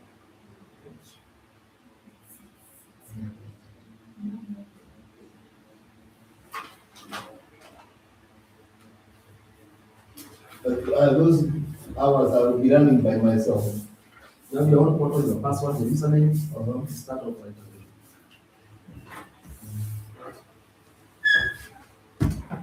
Are we okay now? What's our song? Tell me yes or no. Okay. Now I invite you to come here and then we can go to form the groups and then we're going to start from there. That's okay. So all new members, you come here, all the existing members, Liz and Joyce are going to form the groups and you will go to assist. That's all.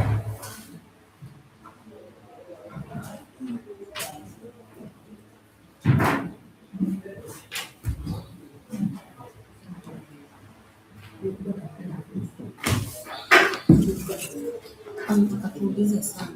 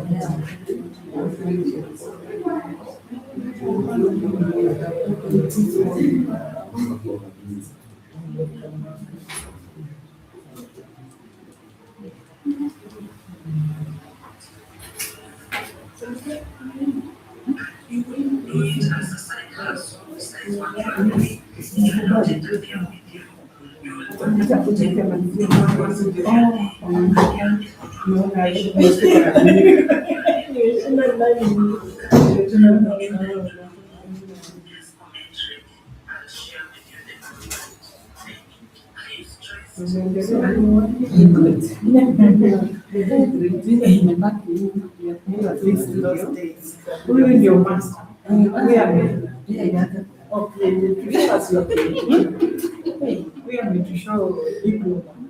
Okay.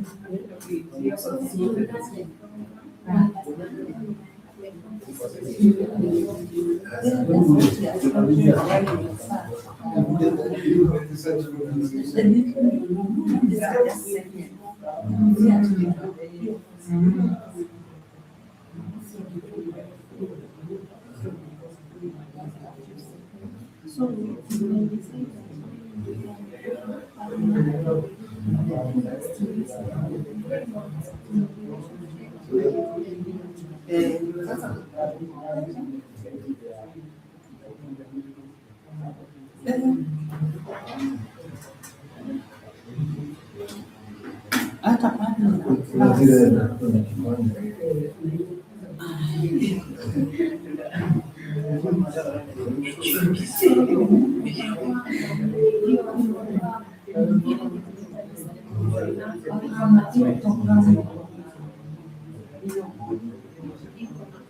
sasa hizo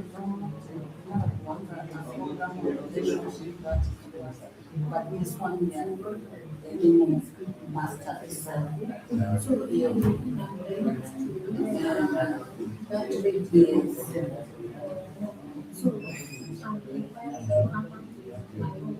No, if you make after you are it's not very common, it's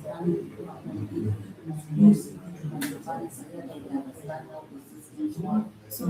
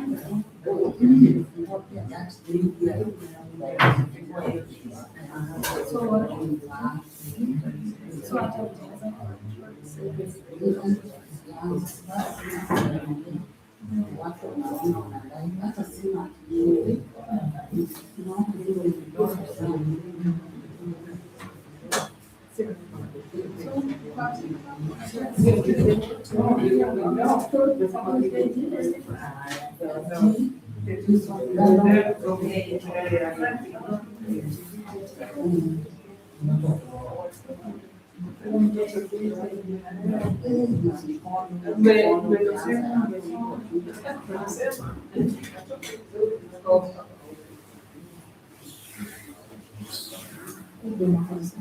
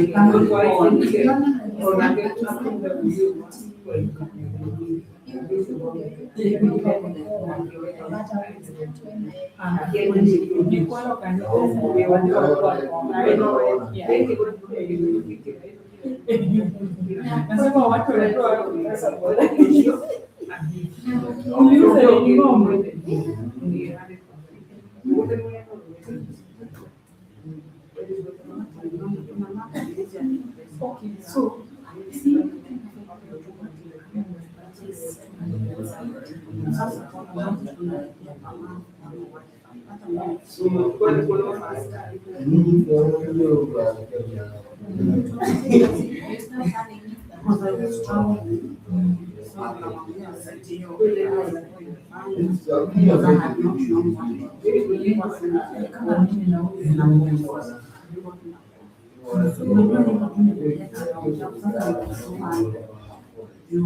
So is it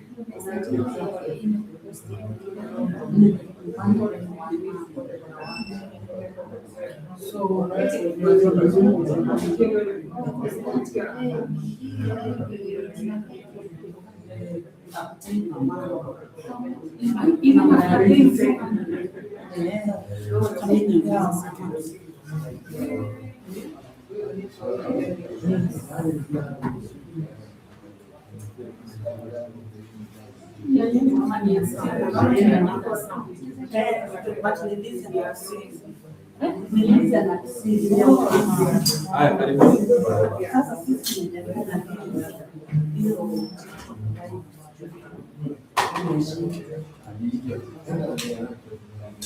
Tunashindwa tutafanya aje?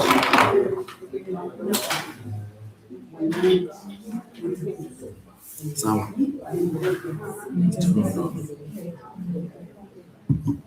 Na mimi nataka kunifundisha, nataka